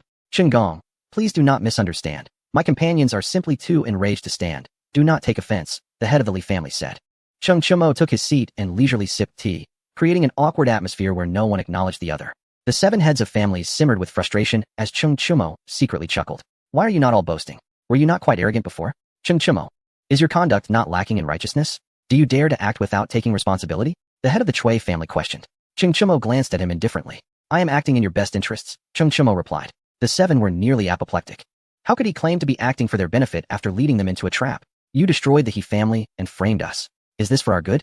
"We have never encountered someone so shameless," the head of the Chui family retorted. The 7's chests rose and fell with indignation, feigning outrage to prepare for implicating Cheng Chumo. Yet, Cheng Chumo was unfazed. He had already prepared his retort. "You are slandering me. What evidence do you have to claim I was involved? Which family is the He family? Are they particularly notable?" Cheng Chumo countered. "Li Shimin has set a precedent for assassination. The Helan family and the He family followed suit. This is a dangerous trend. If they dare to attempt assassination against me, they will surely do so against you as well. Furthermore, if they resort to such tactics, I am equally capable. Be wary, for I may act against you in the future," Cheng Chumo warned. The expressions of the 7 changed drastically. They did not believe Cheng Chumo was jesting. Li Shimin's actions indeed disrupted the established order. However, his motives were understandable. Vengeance for a slain father or a stolen wife. Such acts are justifiable. Yet that was not the crux of the matter. The real concern was Cheng Chumo contemplating their assassination. The mere thought of Cheng Chumo engaging in such acts sent shivers down their spines. The 7 exchanged glances. Undermining the established order was indeed intolerable. They resolved to punish the Helan family. The head of the Li family stated, his tone softened slightly. They genuinely feared that Cheng Chumo might engage in similar tactics. The Tang dynasty would descend into chaos, something they desperately wished to avoid. They did not dare to act against Li Shimin, but the Helan family must be eliminated. "Well, I must commend your insight. Only when the stench reaches your own trousers do you recognize the odor. This matter is not my concern. You shall handle it. Without evidence. Do not falsely accuse me, for I shall pursue you for defamation," Cheng Chumo declared. The heads of the 7 families glared at him. "No, you shall not escape unscathed. If you do not participate, we shall not deal a fatal blow to the Helan family," the head of the Wang family insisted. This was his bottom line. Cheng Chumo must not be allowed to become a mere spectator. Cheng Chumo had never intended to watch idly. Taking down the Helan family alone would be quite taxing. The Tianyuan left guard could not be mobilized. Relying solely on the Fufeng Jinbei army would be challenging. They risked being pushed back. The local official support, combined with the Helan family's entrenched power, rendered them formidable. However, with the assistance of these clans, the situation would be different. They could suppress the Helan family south officials in the court. "Agreed," Cheng Chumo replied. The heads of the 7 families were taken aback. Was his prepared rhetoric not employed? They had intended to persuade him through reason and emotion, to draw him into their schemes. They had not anticipated such a prompt agreement. It felt as though they had been deceived, akin to bargaining for clothes, only for the shopkeeper to agree without hesitation, leaving them feeling cheated. The expressions of the 7 families turned a deep shade of crimson, unable to utter a word. Cheng Chumo, seeing their demeanor, felt a twinge of guilt. He decided to lighten the atmosphere with a song. On the moon, the Peking opera version. "I gaze into the distance. On the moon above, how many dreams soar freely. In the east, wooden horses sprout in the west." Cheng Chumo began to howl. Initially, the seven were not fond of it, but as they listened, they began to nod along, finding it quite enjoyable. I suspect I may be ill. How can I possibly enjoy this tune? The head of the Wang family remarked. Fear not, I understand medicine. I too find it pleasant, the head of the Li family added. Once Cheng Chumo concluded his song, the head of the Li family asked, what is the name of this piece? Isn't there a royal prince of Li Shimin who has a piece called Breaking the Array? I call this the Breaking the Array of the Guanghan Palace, Cheng Chumo replied. The seven chuckled. Cheng Chumo's approach was favorable, with Li Shimin distracted by rivals. He would not scrutinize their actions. Our collaboration shall be fruitful. The Heelan family shall be obliterated without a trace. The head of the Li family stated with a serious expression. They would not act lightly. When they struck, it would be to eradicate completely. Cheng Chumo nodded. You shall handle the preliminary work. I will deliver the final blow, he declared. The seven heads nodded in agreement. Cheng Chumo then rose and departed. 7 individuals bid farewell as Cheng Chumo walked into the distance, a smile emerging among them. Each harbored their own calculations, with Cheng Chumo ultimately bearing the brunt of their schemes. In the distance, a smirk played upon Cheng Chumo's lips. You expect me to take the fall? Do you think me a fool? In the end, I shall sell you all for profit, he mused inwardly. The aristocratic families wished to pin the crime of exterminating his clan upon him, while he aimed to leverage them for his own gain. Upon returning to the secluded estate, Empress Changsun was engaged in embroidering a pouch in the garden, with the Tianshan snow lotus resting upon the stone table. Cheng Chumo sat beside her, placing leaves into the meticulously crafted pouches, 1 leaf for each. Empress Changsun laughed joyfully. These are intended for the children. Their minds were in sync. Do not give any to Li Tai. I fear he may cause trouble. Instead, let them be for his princess, Cheng Chumo suggested. Empress Changsun nodded in agreement. With all 6 leaves secured, only the barren snow lotus remained. Bring it forth, Cheng Chumo commanded. Special forces entered the estate, and he instructed them to deliver the pouches to the prince and princess. Throughout this, Empress Changsun observed silently. Li Shimin would never dream that the leaves would end up in his children's possession, she remarked. Her actions were calculated. If Li Shimin cared for his children, he would undoubtedly notice the Tianshan snow lotus, but if he did not, then it was regrettable. Opportunities arise, but success lies in the hands of fate. Even if it is near, it may remain unattainable. Cheng Chumo raised his thumb in admiration. Astounding, truly astounding. He laughed heartily. Empress Changsun pinched him playfully. Why laugh so loudly? It is quite bothersome. Cheng Chumo exaggeratedly cried out in pain, and she rolled her eyes, chasing after him. He darted away swiftly, disappearing in a flash, hiding to wipe the sweat from his brow. He pondered the consequences of offending a woman. What if, on the day of Li Shimin's demise, he realized that the leaves of the Tianshan snow lotus had been so close all along? The thought was enough to drive one mad. Not only would Li Shimin be caught off guard, but Cheng Chumo himself had not anticipated such a twist. Upon seeing Empress Changsun retreat to her chambers, he approached the stone table and took the snow lotus. I shall save this for Sun Simiao. It will serve him well. The heads of the 7 great families departed one after another, and Cheng Chumo boarded the carriage. Remaining in Longxi had lost its significance. His next step was to return to Chang'an, where he intended to take action against the Heelan family. While Li Shimin plotted assassinations, Cheng Chumo had prepared a gift for him as well. Do you not favor assassination? Then let us see who is more formidable. As the convoy departed Longxi, Sun Simiao and Long Gui appeared on horseback, urging their mounts to catch up. Where's the snow lotus? Hand it over, Sun Simiao demanded urgently. It has been consumed, Cheng Chumo replied. Sun Simiao was taken aback, rolling his eyes and collapsing. Long Gui swiftly lifted Sun Simiao, dragging him out of the carriage and delivering a barrage of slaps. You old fool, this time you have fallen into my hands, haven't you? You stole the piece. And yet you deny it. I will beat you to death. After numerous slaps, Sun Simiao finally regained consciousness, weeping bitterly in Long Gui's embrace. Old Gui, your apprentice is truly foolish. The snow lotus could have led to numerous medicinal discoveries, and he simply consumed it. Oh heavens, how unjust. Just let me perish. Sun Simiao was unable to vent his frustrations. No one understood the depth of his yearning for the Tianshan snow lotus. With that precious item in his possession, he would be the true divine physician. As long as he drew breath, he could save lives. He possessed an ancient tome, now comprehended, and with his own insights, he was certain of success. He had 1,000-year-old Ganoderma and ginseng. All that remained was the Tianshan snow lotus. Upon learning that Cheng Chumo had acquired the snow lotus, he became ecstatically frantic, urging Long Gui to hasten their search. Yet, he was met with this unfortunate outcome. Cheng Chumo, indifferent to the unfolding drama, relished the spectacle, embodying the demeanor of a master unconcerned with trivial matters. Empress Changsun, however, felt a pang of sympathy. Sun Simiao was her savior. Divine physician, do not despair. I know where the leaves are, she declared, resolved to reclaim that which she had sent away. Alas, Sun Simiao sighed heavily. The leaves are of little use. The root of the Tianshan snow lotus is the true treasure. The leaves merely serve as an antidote, nothing more. Fate is fickle. The root is the true prize. Very well. He appeared to lose all motivation, becoming a shadow of his former self, no longer the indomitable spirit he once was. Is this what you meant? Cheng Chumo asked, producing the Tianshan snow lotus. Unbeknownst to him, He had inadvertently sat upon it, flattening it. Sun Simiao suddenly appeared at the front of the carriage, snatching the snow lotus from him. Yes, this is it, he exclaimed, intoxicated with joy, inhaling its fragrance deeply. Cheng Chimo grimaced, pushing Empress Changsuan's head back inside the carriage and drawing the curtains. First, we shall head to Shicheng, then return to the capital, he instructed. The convoy progressed onward. Chimo, do take care upon your return to the capital. What will you do if Li Shimin demands the leaves? Empress Changsun expressed her concern. Fear not. Without the leaves, Li Shimin would not dare to act against me. Besides, what could he possibly do? Cheng Chimo reassured her. Empress Changsun fell silent. Upon arriving at Shicheng, Empress Changsun disembarked with Wu Shun, while Cheng Chimo did not linger, and the convoy continued its journey. He was eager to return to Chang'an, for there were matters that required his attention. Cheng Chimo, having withheld the truth earlier, resolved to provide Li Shimin with a dose of provocation. An exchange of courtesy was in order. Only his concubine accompanied him. 2 months later, Cheng Chimo returned to Fufeng County. Sun Simiao immediately began his research. Cheng Chimo arrived at the villa, where Princess Gaoyang surprisingly still resided. Fang Yai stood guard at the door, wearing a green scarf. His complexion was slightly darkened, and his gaze was unwavering. Cheng Chimo scrutinized Fang Yai. Why do you wear a green scarf? He inquired, curiosity piqued. Fang Yai, recognizing Cheng Chimo, bowed respectfully. I wear this green scarf to remind myself to be a great hero like Guan Yu, he replied earnestly. Cheng Chimo was speechless.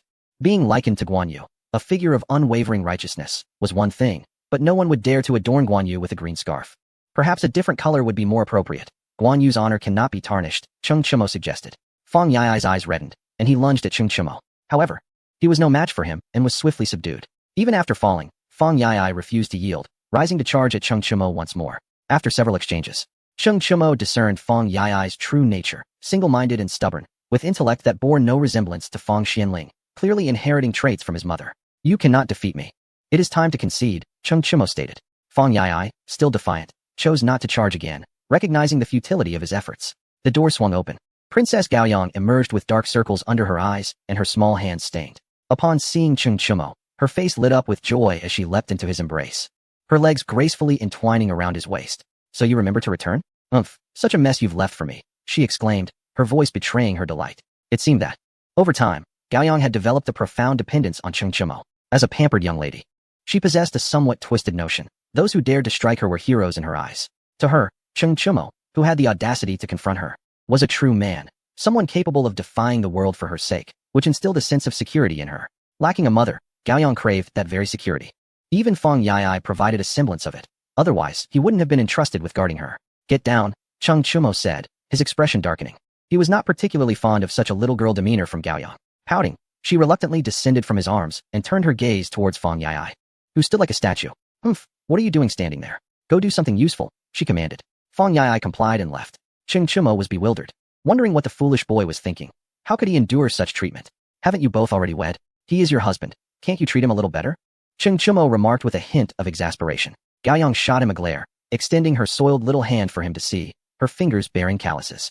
The black rubber was stubbornly stained on her hands, nearly impossible to wash off. Cheng Chimo chose not to pursue the matter further. After all, she was assisting him with his research, and it was not his place to meddle in her affairs. Upon entering the villa, he noted its immaculate condition. Did you tidy up? He inquired, aware that no servants were permitted inside. Only those who resided there were allowed to clean. Gaoyang ignored him, still miffed about their earlier exchange. Approaching the table, she began to absent-mindedly fiddle with the rubber. Cheng Chimo approached to assist her, realizing she was insulating copper wire.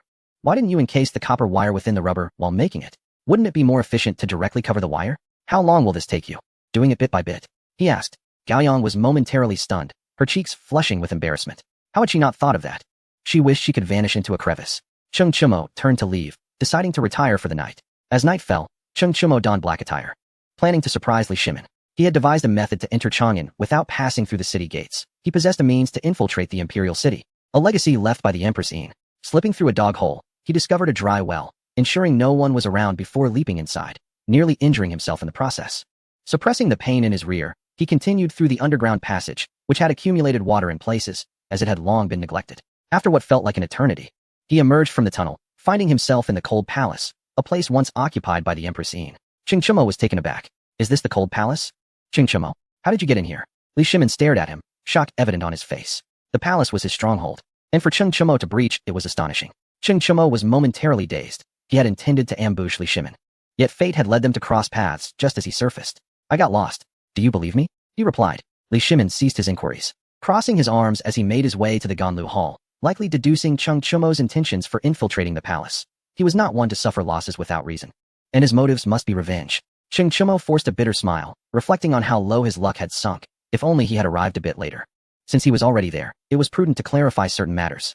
Following Li Shimin to the Ganlu Hall, they found Wu Meinyang preparing tea. Upon seeing Li Shimin return, she rose to greet him. "Your Majesty, you have returned. Please have some tea," she said softly, glancing at the man behind him. She hesitated, unsure how to address the unexpected guest. "No need. Prepare some food and drink," Li Shimin instructed. Wu Meinyang hurried off, troubled by Cheng Chumo's unexpected presence in the palace. Li Shimin and Cheng Chumo sat across from each other. "Come to exact revenge on me?" Li Shimin chuckled, adopting a tone reminiscent of a conversation between elder and junior. Had Cheng Chumo just arrived from another realm, he might have perceived Li Shimin as a competent elder. Yet now, he viewed him differently. Life is but a play, relying on performance. Existence is a stage, and to thrive, one must play their role well. Both Li Shimin and Cheng Chumo were actors in this grand performance, each wearing a mask of lamentation. "I heard you dispatched someone to assassinate and lost a capable subordinate in the process. I truly feel for you," Cheng Chumo remarked, subtly mocking Li Shimin for his losses. Li Shimin shook his head and smiled. "The sparrow knows not the aspirations of the swan. This world belongs to Li Shimin. What loss can I incur? What can truly depart from this realm, save for death? Beneath the heavens, all is the king's land. Tell me, what can I lose? As long as I wish, there will be countless like the blood swallow who pledge their loyalty to me. Do you believe that?" he stated, taking a sip of tea and savoring it before shaking his head, seemingly critiquing its undercooked flavor. Cheng Chumo found himself speechless, begrudgingly acknowledging the truth in Li Shimin's words. With but a word from him, multitudes would rally to serve. Such was the nature of power, the intoxicating force that ensnared Li Shimin and instilled fear across the realm. "Where is the Tianshan Snow Lotus?" Li Shimin inquired, his expression shifting slightly. He had been restless that night due to thoughts of the lotus. Cheng Chumo's return had brought complications. The Tianshan Snow Lotus had vanished without a trace. What does it matter if you wield power over the world? If you have the ability, find it yourself. Cheng Chumo laughed heartily, feeling a sense of vindication. He regarded Li Shimin with a defiant glint in his eyes. Li Shimin struggled to maintain his composure, his expression darkening. He had prepared for this clandestine maneuver, only to have it laid bare. Fang Yai's situation had shifted. He was no longer Li Lizi's fief. Cheng Chumo was no fool, even if he was unaware of the intricacies. His master Long Gui could discern the underlying issues with ease. Li Shimin felt a sense of helplessness, while Cheng Chumo had once been an ally. Now he was a formidable adversary. It became clear how difficult it was to contend with him. "What brings you to the palace?" Li Shimin inquired, feigning ignorance. Cheng Chumo wore a smug expression. "How many days can you defend this palace? How long can you survive without the Tianshan Snow Lotus?" he challenged. Li Shimin cast a languid glance at Cheng Chumo. Once, he yearned for immortality, but now, knowing he would eventually meet death, his mindset had shifted. Death held no terror for him. It was the relinquishing of power that he feared. With power came everything. Without it, he would be devoid of affection and compassion. The first principle of kingship is to have no thoughts of women. When the heart is free of distraction, the spirit naturally shines. The two men locked eyes, both poised to strike. Cheng Chumo was weary of living in the shadow of Li Shimin. He was exhausted. They squinted at each other. "I do not wish to wait for your demise. Today, we shall determine our fates. Call your people," Cheng Chumo declared. As he spoke, he produced a spherical object and tossed it upward. The sphere pierced the roof and detonated above the imperial city, illuminating half of it. Outside the city, Long Gui drew his bronze sword. The sound of blades being unsheathed resonated in unison. The Fufeng Northern Army had arrived at the city gates. This was Cheng Chumo's contingency plan, a desperate gamble. He had been worn down by Li Shimin's torment. Why should Li Shimin hold the reins of power? Why must Cheng Chumo await his death? He was no puppet. "My destiny is mine to shape, not dictated by the heavens." In the Ganlu Hall, Cheng Chumo proclaimed, "I would rather perish than live my life as a marionette." Rising to his feet, he exited the Ganlu Hall, awaiting Li Shimin's summons. Li Shimin's expression turned grave. He had not anticipated Cheng Chumo's rebellion. He was caught off guard, having played the role of the hawk for so long, only to find himself intimidated by Cheng Chumo today. Wu Meinyang heard the commotion and dropped her tray, staring in disbelief at Cheng Chumo's retreating figure. Had he revealed his true intentions? Was he not loyal to the people of the Tang dynasty? Did he understand the consequences of his actions? "Your Majesty, you must flee." "I will hold him off," Wu Meinyang urged, blocking Li Shimin's path. Li Shimin shook his head. "I can retreat before anyone, but not before Cheng Chumo. He is my rival, shaped by my own hands." Wu Meinyang fell silent, a bitter laugh escaping her lips. Did Li Shimin not realize how Cheng Chumo had transformed? It was Li Shimin who had pushed him to this opposition. Cheng Chumo had to become powerful to survive. And he had succeeded, powerful enough to compel the aristocracy to bow and to render Li Shimin powerless. Li Shimin was satisfied. Wu Meinyang seized her obstruction and stepped aside. A man's pride is often beyond a woman's comprehension. Li Shimin departed the grand hall, while Wu Meinyang hurried into the inner chamber, attempting to rouse the sleeping Prince Zizi. "Zizi, dear, awaken quickly." Your father is about to clash with your sister. She called gently. Zizi, deeply asleep, clutched a pouch tightly. A smile gracing his lips as if he were playing with his mother. Wu Mingyang scooped him up. It mattered not if he remained asleep. She hoped Zizi's presence could quell the impending conflict between the two formidable foes. Cheng Chumo stood face to face with Li Shimin. Whom do you wish to see ascend the throne? Upon your demise, I shall support him. Cheng Chumo initiated the conversation. Li Shimin pondered for a moment. For the good. As he reached the threshold, Wu Mingyang hesitated. In that moment, she did not wish to impede this battle. Was not the ascension of a benevolent ruler what she desired? Do you have anything to say? Li Shimin inquired. This was their farewell. Neither held any assurance of overcoming the other. Cheng Chumo gazed into the distance. My death shall not hinder the moonlight from gracing the earth, he chuckled softly. When one dies, the birds ascend to the heavens. Why fret over it? Cheng Chumo and Li Shimin faced each other, shadows flitting across the imperial city. Concubines were parachuting in with special forces. The Qianqi guards began to rain arrows. Explosions erupted. Hot air balloons commenced dropping explosives. Chapter 212, Reactions from all sides. After the explosions, the entire palace was engulfed in smoke and dust. No matter how radiant the moonlight, it could not penetrate. The clashing of weapons and cries of agony echoed throughout the imperial city. The two factions battled while advancing, their objective the Ganlu Hall. Whichever faction reached the Ganlu Hall first would emerge victorious. Inside the city, the fighting was fierce. Outside, it was even more brutal. Cannons roared as the two armies clashed. The concept of defending the city was obsolete. The moment artillery was invented, the walls ceased to exist. The ferocity of this battle rivaled that of the border city. The Fufeng Northern Army fought with the spirit of the border city battle, facing the 16 palace guards without an ounce of fear, silently charging forward. In Chang'an, the 7 heads of the noble families wore solemn expressions. Cheng Chumo's sudden upheaval had caught them unprepared. They never anticipated him to take such drastic measures without any forewarning. What shall we do? The head of the Li family asked. They had arrived in Chang'an ahead of Cheng Chumo. The others remained silent. There was no recourse. The clash between the two tigers, Li Shimin and Cheng Chumo, had escalated beyond reconciliation. War had been declared. This may not be a bad thing. With Li Shimin's current might, after this battle, can he continue to suppress us? The head of the Chui family remarked. The 7 exchanged glances and burst into laughter. Indeed, the greatest beneficiaries of the conflict between Cheng Chumo and Li Shimin would be them. Regardless of who emerged victorious, both their strengths would be diminished. In the residence of Changsun Wuji, he sat in his study, sipping tea, indifferent to the reports from his attendants. He was not unwilling to act. Rather, he felt powerless. The war between Cheng Chumo and Li Shimin was beyond his capacity to influence. Though he held a high position in the court, in the face of these two titans, he was inconsequential. Both possessed the power to eliminate him. In the courtyard of Cheng Yaojin, he declared, Sir, your actions are tantamount to rebellion. You must consider the children. Cui Shi interjected. Cheng Yaojin could disregard his own children, but as a mother, she could not. Enough of your nonsense. If you wish to leave, return to the Cui family. My children must stand by me in this rebellion. Go on, my sons are not to blame. Cheng Yaojin rebuffed her, his tone harsher than usual, though softened by an unusual gentleness. Cui Shi sensed the shift and released her grip, wiping away her tears. Then I shall accompany you to death. If the children are not here, I cannot bear to live alone, she said, her voice trembling with emotion. Cheng Chumo nodded, a fleeting glimmer of gratitude in his eyes. Husband and wife are like birds in the same forest. When disaster strikes, they take flight separately. Cui Shi had done her utmost. As long as she left the Cheng family, she would be safe. Cheng Yaojin felt a swell of pride. It was not in vain that they had shared their lives together. Father, we are ready, Cheng Chumo announced as he entered with his brothers, each clad in armor. Looking formidable, Cheng Yaojin gestured grandly. Fact leads 3,000 soldiers in formation. Cheng Chumo wasted no words and led his men out of the residence. As they stepped outside, the streets were filled with soldiers brandishing torches. Dozens of generals knelt before them. We greet the King of Chaos, they chorused. This was the power of Cheng Yaojin. He did not need to contact anyone. His old brothers would always rally to him. Rise. What is all this fuss about? Just follow me, old Cheng. Li Shimin has bullied my son one too many times. I can no longer tolerate it. Let's go. Cheng Yaojin bellowed. The generals looked at him with excitement. They had not received much education, but to them, Cheng Yaojin was their leader. We have gathered 36,000 men. Where do we strike? One of the generals declared. Control all the gates of Chang'an. Cheng Yaojin responded. The residence of the king of Wei. Ha ha ha, heaven is on my side. Command the Jingzhou prefecture to enter the palace and rescue the situation. First capture Prince Jin, Li Ji. Li Tai laughed heartily. The generals were perplexed. Shouldn't we go to the Ganlu Hall? Why capture Prince Jin? Li Tai offered no explanation. This was a divine opportunity. He would not support Li Shimin, but would wait for both Li Shimin and Cheng Chumo to inflict mutual destruction. As long as he controlled Li Ji, he would be the future emperor, capable of compelling Li Shimin to abdicate, just as Li Shimin had done. Execute the order. Li Tai barked angrily. His subordinates were inept, daring to question his commands. Once he became emperor, they would be replaced. Reactions varied across the board. Some chose to observe, others rushed into the palace to provide assistance, while some sought to create chaos. The Heelan family was among those instigating disorder, seizing the opportunity to set fires in Chang'an. In an instant, flames engulfed the city.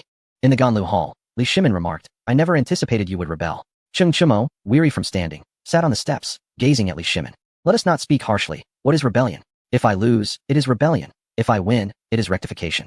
Cheng Chimo replied. Li Shimin nodded. He understood the principle that victors are lauded while the vanquished are scorned. "Shall we fight?" Li Shimin asked, revealing his reluctance to engage with Cheng Chimo. Recognizing he could not win. "Let us fight," Cheng Chimo declared. Li Shimin was taken aback. Was this truly Cheng Chimo? Was it not bullying the weaker party? Engaging with Cheng Chimo seemed madness. His complexion darkened. "Are you bullying an old and frail emperor?" Li Shimin retorted. Cheng Chimo smirked. He had long desired to strike Li Shimin. Regardless of the outcome today, he would ensure Li Shimin received a beating. Rising, he dusted off his clothes. "Come on. Oldly, today I must strike you," Cheng Chimo proclaimed, his expression betraying excitement as his fists crackled. Li Shimin's lips twitched as he glanced at the entrance. Spotting Wu Meinyang, his heart leaped. Wu Meinyang understood, bringing CZ along. "Ah, what has happened?" CZ awoke, looking at Li Shimin in confusion. "CZ, come here for a hug," Li Shimin said. CZ obediently approached, receiving a brief embrace. "Father, I want my brother-in-law to hug me too. He gave me a lovely pouch," CZ exclaimed, flaunting the pouch in front of Li Shimin. A frown crossed Li Shimin's face. How dare that scoundrel Cheng Chimo attempt to steal CZ's affection? Do not pay him any mind. He harbors ill intentions, Li Shimin warned. He had only CZ left, and he did not want her to be taken away by Cheng Chimo. CZ gently touched Li Shimin's face. "Father must be obedient. Only then will you be healthy," she advised, echoing his own words back to him. It felt gratifying to offer care to her father. A sign that she was growing up. A giggle escaped her lips. Li Shimin felt immense delight. How adorable she was. "Put her down. Go on. Do not let him hug you," he instructed. CZ nodded vigorously, believing herself an adult, unwilling to be embraced by anyone else. She approached Cheng Chimo, winking repeatedly, signaling him not to be upset and to wait until Li Shimin was not watching. Cheng Chimo's heart swelled with joy as he squatted down. "How do you wish to thank me?" he asked softly. CZ's small face contorted in thought. Traditionally, a kiss would suffice as thanks, but with her father watching, it was impossible. Her expression displayed a mixture of emotions. Chapter 213. Li Tai enters the palace looking at the entrance. Wu Meinyang exchanged glances with Li Shimin. He nodded, and she understood his intent. He did not wish to engage Cheng Chimo directly. CZ's interference was fortuitous. The nod was a signal to Wu Meinyang that some actions were permissible. Wu Meinyang moved closer to CZ. "You may give him a kiss," she suggested. CZ's face lit up with joy, while Li Shimin turned away, feigning ignorance. With a soft peck on Cheng Chimo's cheek, CZ's gesture filled him with elation as he lifted her into his arms. "All right, CZ, go back and sleep," Li Shimin instructed. "Oh," CZ replied. Though she was reluctant to leave, she complied. Following Wu Meinyang, she looked back repeatedly. Li Shimin smiled at the sight of her departure. Once CZ was gone, Li Shimin's smile faded, and he refrained from mentioning the duel. He did not want to tarnish his image in CZ's eyes. Above the Ganlu Hall, a hot air balloon appeared. Li Shimin's expression soured. It was a critical oversight. With a bitter smile, he remarked, "What a remarkable feat. This balloon is truly perplexing." Aerial superiority dictated the battlefield. If given a hot air balloon, Li Jing could conquer 1,000 foes, for the vantage point allowed him to survey the entire conflict. As the balloon descended slowly, Cheng Chimo inquired, "Old Imo, what brings you here?"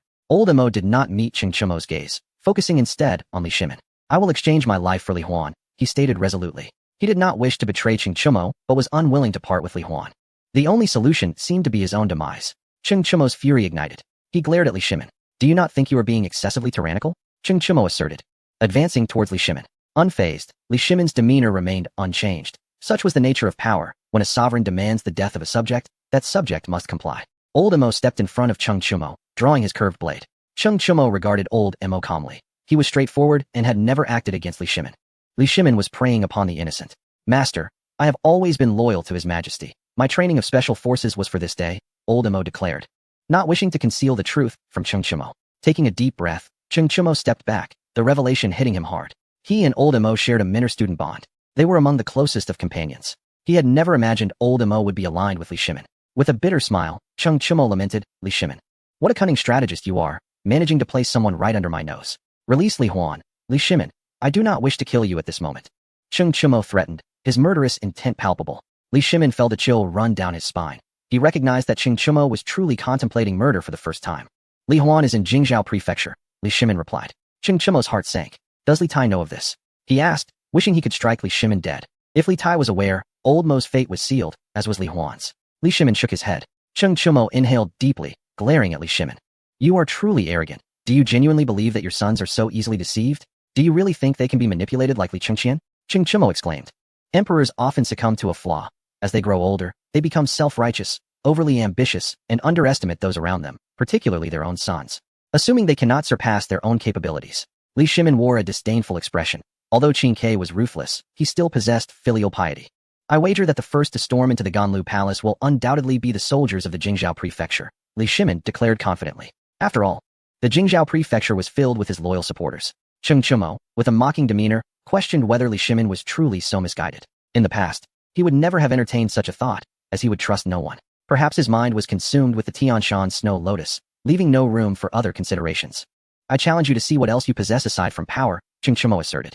Do not worry, old Imo, do not feel pressured. Being Li Shimin's man does not hinder you from being mine.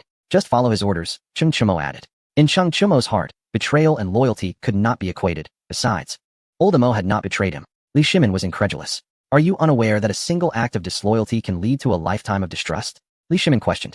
Qing Chimo ignored him. Disloyalty has its context. When Li Shimin captured Li Huan to blackmail old Imo, he had no choice. This was not disloyalty. It was a matter of feelings and intentions. Did Li Shimin think Qing Chimo naive? Li Shimin was shaken to his core, realizing something significant. No wonder Qing Chimo's influence was ever increasing, with more followers rallying to his cause. What exactly were Qing Chimo's boundaries? Was it truly just that he required those around him to be responsible for him? Outside Ganlu Palace, the battle raged fiercely. The special forces, though few in number, exhibited formidable combat prowess. The Qinyo Guard was tenfold in number, yet could only hold back the special forces.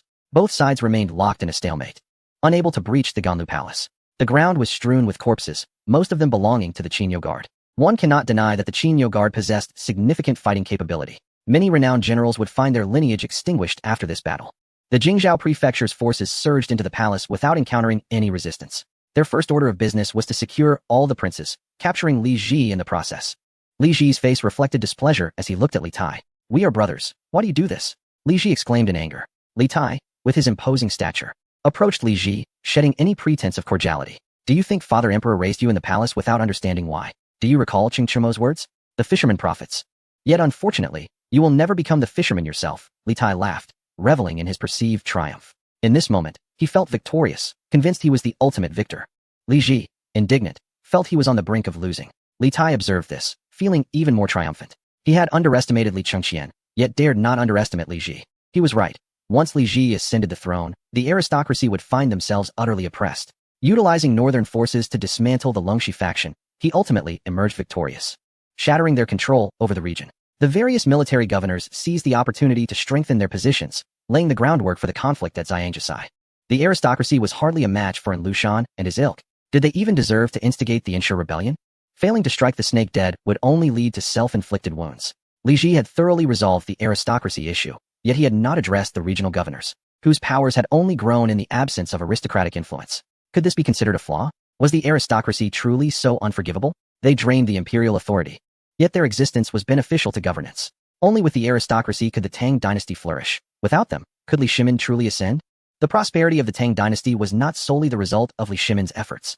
Take Fufeng County, for instance. Without the aristocracy, Qing Chimo would not have thrived. United, the aristocracy presented unparalleled opportunities for Fufeng County, allowing it to advance rapidly, far outpacing other regions of the Tang dynasty. I shall take you to Ganlu Palace, where I will have Father Emperor declare me the crown prince before your very eyes, Li Tai proclaimed, gesturing for the troops to advance toward the Ganlu Palace.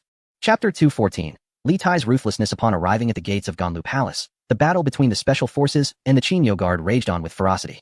Li Tai shook his head, acknowledging that the Qinyo Guard lacked true strength and only displayed a facade. After ascending the throne, he would train them to the standards of the special forces. Order the Qinyo Guard to retreat. Those who disobey shall be treated as rebels, Li Tai commanded. In that moment, Li Tai was the most authoritative figure present. Li Shimin remained trapped within Ganlu Palace, while Li Ji was under his control, leaving the rest vulnerable. Once the orders were given, the Qinyo Guard hesitated, uncertain of how to proceed. They turned their gazes toward Wei Qibao. At that moment, Wei Qibao, battered and bruised, struggled to stand with his spear. Your Highness, we must cease the fighting. What shall the Emperor do? He questioned. Li Tai donned an official smile and approached Wei Qibao, offering support. Your loyalty is evident. Fear not, for I am here, Li Tai reassured him. Gripping Wei Qibao's arm tightly, Wei Qibao felt a bitter pang in his heart. He was being coerced. To refuse would mean certain death at the hands of Li Tai, who had amassed considerable power in the court. His father had warned him multiple times not to offend Li Tai. Lowering his head slightly, he conceded, as you command.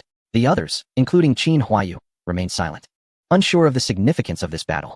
Their opponents were the elite special forces under the command of a divine general of the Tang dynasty. Li Tai's face radiated with uncontainable pride. The Qingyou Guard was ordered to withdraw, with no entry permitted into Ganlu Palace without further orders. We will not leave until we see the emperor, Shi Denai insisted. Li Tai frowned at Shi Denai's words. Huh, he suddenly scoffed. Shi Denai incited the Qingyou Guard to rebel, and thus he was dealt with on the spot. The soldiers from the Jingzhou prefecture swiftly subdued Shi Denai, executing him without hesitation. No one dared question Li Tai's authority. With his hands clasped behind his back, Li Tai surveyed the special forces. Are you willing to withdraw? He inquired amiably. We shall not retreat, the special forces captain replied. Li Tai remained composed, glancing at his concubine. Madam Chung, would you care to withdraw? He asked. The concubine shook her head. Then we shall enter together, Li Tai declared. Everyone was left in disbelief. What did Li Tai mean? Allowing the special forces to enter? And what of the emperor? A member of the Qingyou Guard stepped forward, but before he could speak, he was silenced by the soldiers of the Jingzhou prefecture. The prince's orders are to treat any dissent as rebellion, and thus you shall be executed on the spot, the soldiers commanded. The Qingyou Guard felt a sense of frustration, but found themselves powerless. The seasoned generals were preoccupied with defending Chang'an, engaged in battle against the Fufeng County Jinbei army, led by Long Gui. The next generation had yet to mature, having never rebelled, and were unsure of how to respond. Let us proceed, Li Tai instructed, leading his concubine and the special forces into Ganlu Palace. Upon seeing Li Shimin, he bowed respectfully, concern etched on his face. Father Emperor, are you unharmed? Li Tai inquired. Li Shimin's countenance was grim. The special forces first entered the Ganlu Palace. 8 nefarious individuals emerged from the shadows, standing before Li Shimin, each bearing a grave expression. They had remained vigilant in this location, only emerging at the command of Li Shimin. Li Tai glanced at Cheng Chumo and clasped his hands in salute. I have met my brother-in-law, Li Tai stated. This declaration caused Li Shimin to shudder. Cheng Chumo patted Li Tai's shoulder. You are indeed formidable, he remarked. Li Tai accepted the compliment with gratitude, saying, Thank you for your praise, brother-in-law. Without your earlier warning, I would have remained in the dark. By the way, I have brought Li Huan along. She is with child, having been pregnant when sent to Jingzhou Prefecture. Several soldiers escorted Li Huan into the room, stopping at a distance, clearly intending to use her as leverage. Cheng Chumo discerned this and smiled even more broadly. State your conditions, he urged. With your brother-in-law's contributions, becoming a prince is not unreasonable. My elder brother has relinquished the title of crown prince. I believe I am fit for the role, Li Tai asserted, gazing intently at Cheng Chumo. Presently, the only significant obstacle was Cheng Chumo. Cheng Chumo disagreed, asserting that given the ongoing warfare in Chang'an, he could not ascend to the throne. He then turned his gaze to Li Shimin, who appeared ashen. His expression a deep shade of purple-black. He had not anticipated such a turn of events. You truly are my good son, Li Shimin said, feeling a tumult of emotions. His favorite son, Qin Ke, had ultimately become a pawn. Li Shimin was uncertain whether to feel elated or enraged. Li Tai bowed deeply. Does father still need to hesitate? I understand that you wish to bequeath the empire to my younger brother, but he is still too young to be competent. It would be wiser to grant me the position of crown prince. Once my brother comes of age, I swear to pass it on to him, Li Tai declared, his tone frigid and unyielding. He was even more ruthless than Li Shimin. The prospect of such a person becoming emperor was indeed terrifying. Cheng Chumo frowned but remained silent. Leading his concubine to a side to observe the unfolding drama, Li Tai felt a surge of joy. Cheng Chumo's tacit approval meant that if he could resolve the situation with Li Shimin, he was on the path to becoming the future emperor. However, the method of resolution posed a dilemma. He could not assassinate Li Shimin, for that would incite chaos across the realm, rendering his own ascension futile. Neither could he imprison Li Shimin as Li Shimin had done to the retired emperor. Li Tai pondered his strategy. All extraneous personnel, leave the Ganlu Palace, Li Tai commanded. Go, Cheng Chumo instructed the special forces, eager to see if Li Tai possessed any further capabilities beyond sheer ruthlessness. Li Shimin too was curious. Gesturing to the 8 nefarious individuals, only 3 remained in the courtyard, Li Shimin, Cheng Chumo, and Li Tai. Li Tai turned to Li Shimin. My mother is still alive. Why do you claim she has passed? Is she in Gansu? He inquired. Li Shimin stiffened, his eyes bloodshot. Li Tai then looked at Cheng Chumo. How should I address you from now on? May I call you brother-in-law? And what of mother? He added. Cheng Chumo trembled, realizing he had to confront a question he had long avoided. The pouch from the princess has already been received, crafted by mother, I presume. The princess is quite fond of it, Li Tai continued. Cheng Chumo felt a wave of anxiety wash over him, uncertain of how to respond, as the situation seemed intractable. What distinguished him from Li Shimin? Li Shimin had taken Yang Guifei as his consort and subsequently married Empress Xiao. Where did Cheng Chumo stand in comparison? Life should not be lived under the scrutiny of others. In the fleeting years of existence, why should one be ensnared by such matters? Li Shimin asserted, echoing his own experiences. He did not wish for Li Tai to persuade Cheng Chumo, as that would compel him to abdicate the throne to Li Tai. He still desired to reign as emperor. Li Tai nodded. Father is correct. A man should act thus, he affirmed. Cheng Chumo fell silent, recognizing the harshness of this father-son duo. The royal family indeed bore a heart of stone. If my mother, Li Tai began, but trailed off, leaving Li Shimin to ponder the implication. Li Shimin's eyes turned blood red as he glared at Li Tai and Cheng Chimo. If I become emperor, I will acknowledge the children born of my mother, Li Tai proclaimed. With a sudden gasp, Li Shimin coughed up a mouthful of blood, pointing at Li Tai, rendered speechless. Li Tai hurriedly supported Li Shimin, concern etched upon his face. Father, you must take care of your health. It is merely a child, is it not? You have many children. One more brother or sister is of little consequence. Do you not agree? As Li Shimin coughed up another spurt of blood, he fell unconscious. Father? Father? Li Tai cried out, reaching to check for signs of life. He noticed the blood Li Shimin had expelled was tinged with black. Chapter 215, Li Tai's Machinations. Cheng Chimo in confusion. Li Tai produced a black pill. Father, take this. It will help, he urged, his tone urgent. Li Tai, you must think carefully, Cheng Chimo warned. Convinced that the pill was no remedy. Would Li Shimin die before his eyes? That was not the dignity befitting Li Shimin. Perhaps he was lacking in character. But as emperor, he owed it to the realm to maintain his integrity. Li Tai paused, discreetly concealing the pill. Wu Meinyang emerged, cradling a child, and assisted Li Tai in escorting Li Shimin back to the chamber, laying him on the bed. Li Shimin's complexion had turned as pale as parchment. The child leaned against the bedside, suppressing tears, clutching Li Shimin's large hand. Father, please listen, you will soon feel better. Do not fear, the child pleaded. Wu Meinyang exited the room, rushing towards Cheng Chimo. She seized his hair in a fit of rage. You deceiver. You aid others while abandoning me. I will claw you to death, she cried. All her efforts had been in vain. Ultimately, Li Tai would prevail. Where could she possibly turn? Cheng Chimo felt helpless. He too was ensnared in this predicament. This was perhaps the best outcome for him. He would not engage in a life and death struggle with Li Tai merely to secure the crown for Li Ji. Li Tai stepped outside. The nation cannot be without a ruler for a single day. My father's health has deteriorated to the point where he can no longer govern the realm, he expressed with deep concern, glancing at Wu Meinyang. Once her outburst had subsided, Wu Meinyang, filled with bitterness, descended from Cheng Chimo to retrieve currency. As she emerged, the child followed closely. Wu Meinyang knelt down. Your father cannot write. Will you help him by writing for him? She asked. She was a pragmatic person, resigned to her fate. Now, she must focus on surviving. Li Tai displayed excitement. The child wiped her tears away. I will not write, she declared defiantly. Li Tai knelt down, attempting to coax her gently. The child remained obstinate, insisting that only their father could write the imperial decree. Father has said before, do not be deceived by others, she added. Li Tai's patience dwindled, his voice turning icy. Right now, he commanded, suppressing his ire. In this critical moment, the child's defiance was utterly unforgivable. She glared at Li Tai, unafraid of anyone. Li Tai was consumed by rage, raising his hand as if to strike ZZ. If you dare move, next year on this day will be your death anniversary. Cheng Chu-mo grasped Li Tai's wrist, causing him to snap back to reality, momentarily forgetting Cheng's presence in his anger. With a flick of his hand, Cheng pulled Li Tai back a few steps, who then fervently apologized. Father is ill. I am anxious. Please do not blame me. Brother-in-law, Li Tai said, lowering his head slightly, his eyes flashing with cold intensity. Cheng Chu-mo regarded Li Tai with a penetrating gaze, realizing that ZZ could no longer remain in the palace. Li Tai was not merely unfeeling, but devoid of humanity. Cheng crouched down, embracing ZZ. Be good. Let us draft a decree for your father, shall we? Your father will not hold it against you, he said softly. ZZ looked into Cheng's eyes, sensing the affection and concern within them, as if understanding the depths of human emotion and recognizing who truly cared for him. Very well, let us write it, ZZ replied, taking up pen and paper to compose a decree declaring Li Tai as the crown prince. Li Tai trembled with excitement as he completed the decree, seizing it and rushing out. The emperor is gravely ill and must not be disturbed. The Ganlu Palace is for exit only, he declared upon leaving the Liqing Hall. Inside, Cheng led ZZ to the bedside where Li Shimin coughed up a significant amount of blood, prompting Wu Meinyang to hurriedly assist him. Li Shimin opened his eyes, now lacking their former clarity, dim and devoid of light. Do not cry, ZZ, your father will be fine, he assured, though he found himself unable to reach out to comfort the child, utterly drained of strength. Cheng Chu-mo, take ZZ away. The palace is no place for him, Li Shimin said weakly, recognizing that he could no longer protect ZZ, and that following Cheng would be his safest option. If ZZ remained, Li Tai would surely regard him as a mere tool to achieve his ambitions, wielding the child's name as a decree. Li Shimin closed his eyes, lost in thought. Cheng contemplated whether to provide him with the leaves of the Tianshan snow lotus, believing that they would restore Li Shimin's health, even if he had just bled profusely. Ultimately, Cheng refrained, convinced that should Li Shimin consume the leaves, he would inevitably turn against him. ZZ, do you wish to come with me? Cheng inquired, not wanting to force the child away. ZZ shook his head, tears in his eyes. Cheng sighed inwardly, reflecting on the unwavering bond between a child and their mother, pondering the ambiguity of morality in a world where power dynamics ruled. I will heed ZZ's wishes, Cheng declared, crouching down. Wiping his tears, ZZ nodded.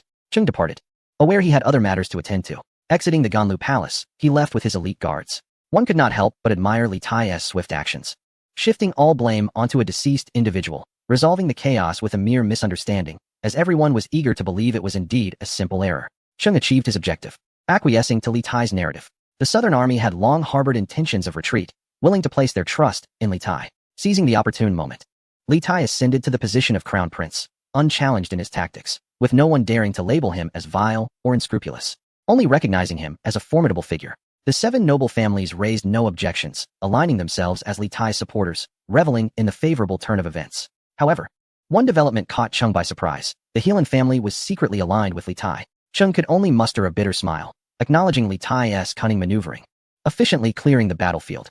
Upon encountering his master, Long Gui, Cheng remarked, "Master, Li Tai is now the crown prince, and with Li Shimin gravely ill, Li Tai governs in his stead." Cheng's smile faded, realizing that all advantages had ultimately been claimed by Li Tai. Naturally, with Li Chengqian dismissed, the second legitimate son succeeds. Long Gui replied, "Rules are rules," he added, which was precisely why he held Li Shimin in disdain. Some rules must remain unbroken.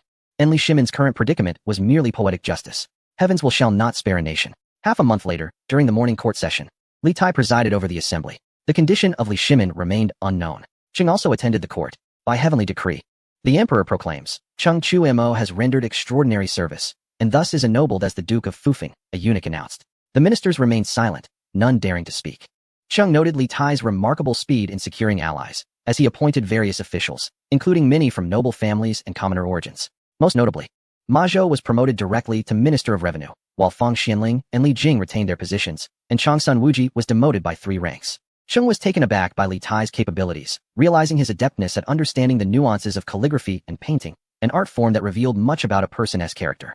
His expertise was unmatched, placing him among the foremost scholars in the Tang dynasty. The noble families were satisfied, yet Cheng felt a sense of confusion, unsure of his next steps, as the pressure dissipated and a newfound lightness enveloped him. I propose the impeachment of Helan Haowu.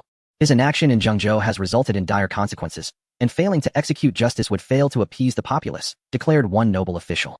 The families were once again poised to act against the Helan clan. Cheng mused that the noble families were indeed reliable, but realized he had underestimated the Helan family's ties to Li Tai. Recognizing their competition for power and the clear motive behind their desire to eliminate the Helan family. Chapter 216. Drinking with treading snow as I have just begun to govern. My decisive actions are not solely my doing. Henceforth, I demand evidence. Should it exist, we shall proceed according to the law, without leniency, Li Tai asserted. Cheng observed the plump Li Tai, who at that moment bore the semblance of an emperor, authoritative yet amiable. The noble officials remained silent, complying with Li Tai's call for evidence.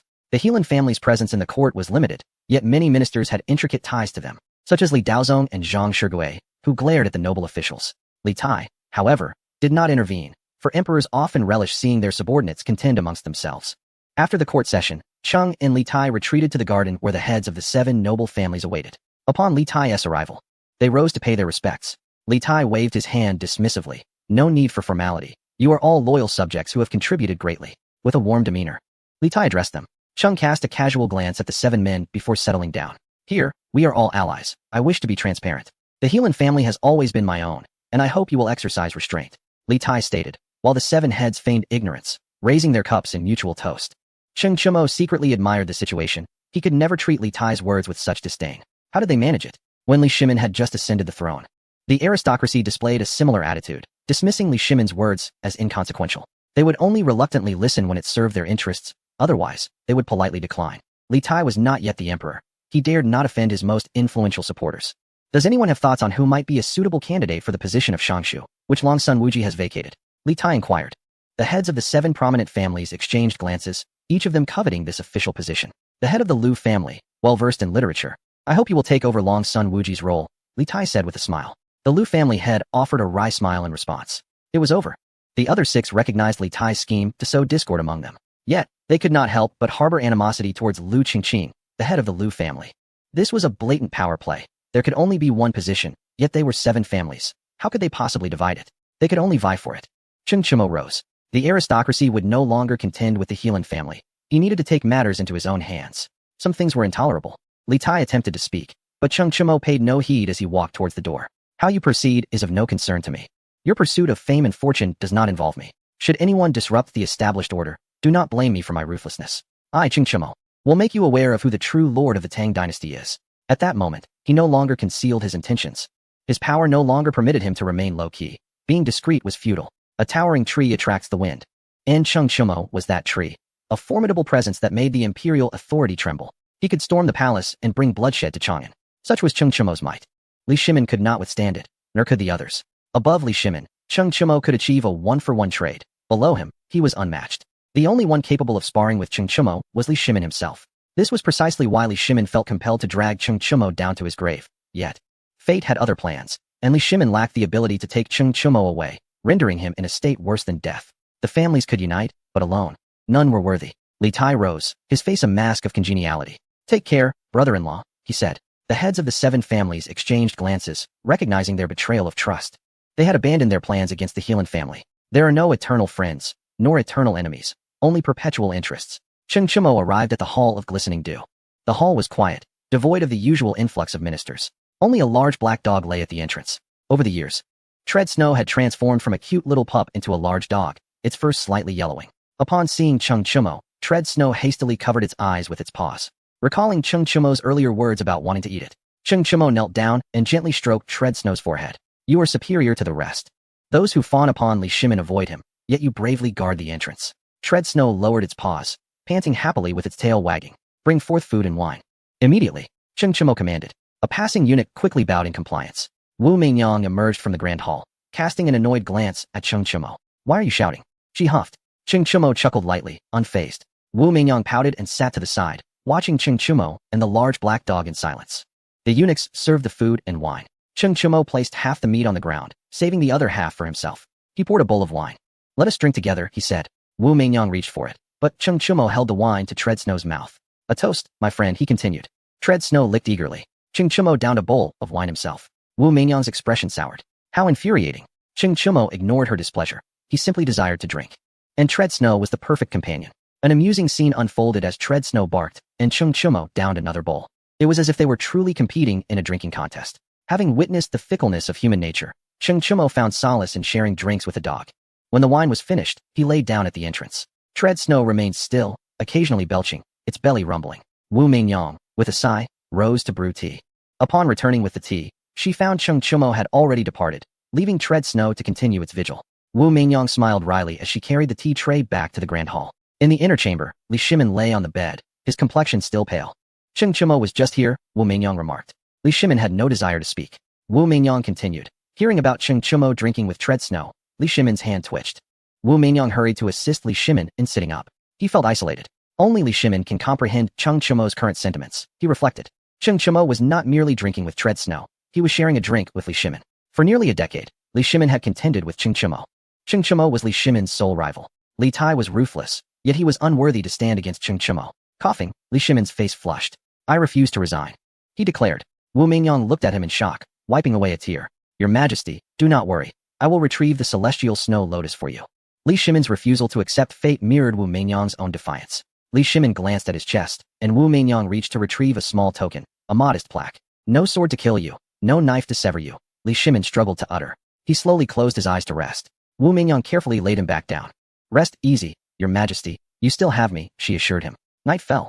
Wu Mingyang arrived at Cheng Yaojin's residence. Cheng Chimo was engaged in a fierce stare-down with Cheng Yaojin. After a moment, Cheng Yaojin growled, "You are a prince, and I am a duke. If I strike you, isn't that a breach of propriety?" Cheng Chimo emphatically nodded. "Father, you are correct. In the future, my position in the family tree will surpass yours. Do you dare strike me? Are you not afraid our ancestors will rise to chastise you?" "I certainly am," Cheng Chimo quipped. A chuckle escaped from the matriarch, Cui Shi. "This father-son duo is truly amusing." Wu Mingyang requests an audience, the steward, Fak, announced. "Let her in," Cheng Chimo replied. No sooner had he spoken than Wu Mingyang entered. Fak wore a bitter smile, realizing that this young lady was not to be trifled with. As he announced her, Wu Mingyang had already entered. There was no denying that she was Cheng Chimo's sister-in-law, and Cheng Chimo held a higher status than even the head of the family. She was a princess. After greeting Cheng Yaojin, Wu Mingyang turned to Cheng Chimo. "I am hungry," she stated. Cheng Yaojin fixed his gaze intently upon Cheng Chimo, displaying a rather curious demeanor. "Father, aren't you going to bed?" Cheng Chimo inquired, somewhat perplexed by Cheng Yaojin's unusual behavior. "I'm not tired. You all continue your conversation while I prepare the drinks and snacks," Cheng Yaojin replied. "Uncle, His Majesty is quite lonely these days. Shouldn't you pay him a visit? If you neglect him, he may truly be left without anyone to care for him," Wu Mingyang suggested, attempting to divert Cheng Yaojin's attention. Cheng Yaojin's face flushed with embarrassment. He wished to go, but having rebelled, it would be awkward to visit. He was uncertain if there remained any brotherly bond with Li Shimin. I've not been well recently. Perhaps I'll visit after some time, he said dismissively. Wu Mingyang, perceptive as she was, sensed his inner conflict. The die is cast. Uncle, is there anything you cannot let go? The animosity between His Majesty and Cheng Chumo is of no consequence if you use the Cheng family to threaten him. Isn't that enough? She pressed. Cheng Yaojin fell silent. Such matters were beyond resolution. It was merely a matter of perspective. On the one hand, one might consider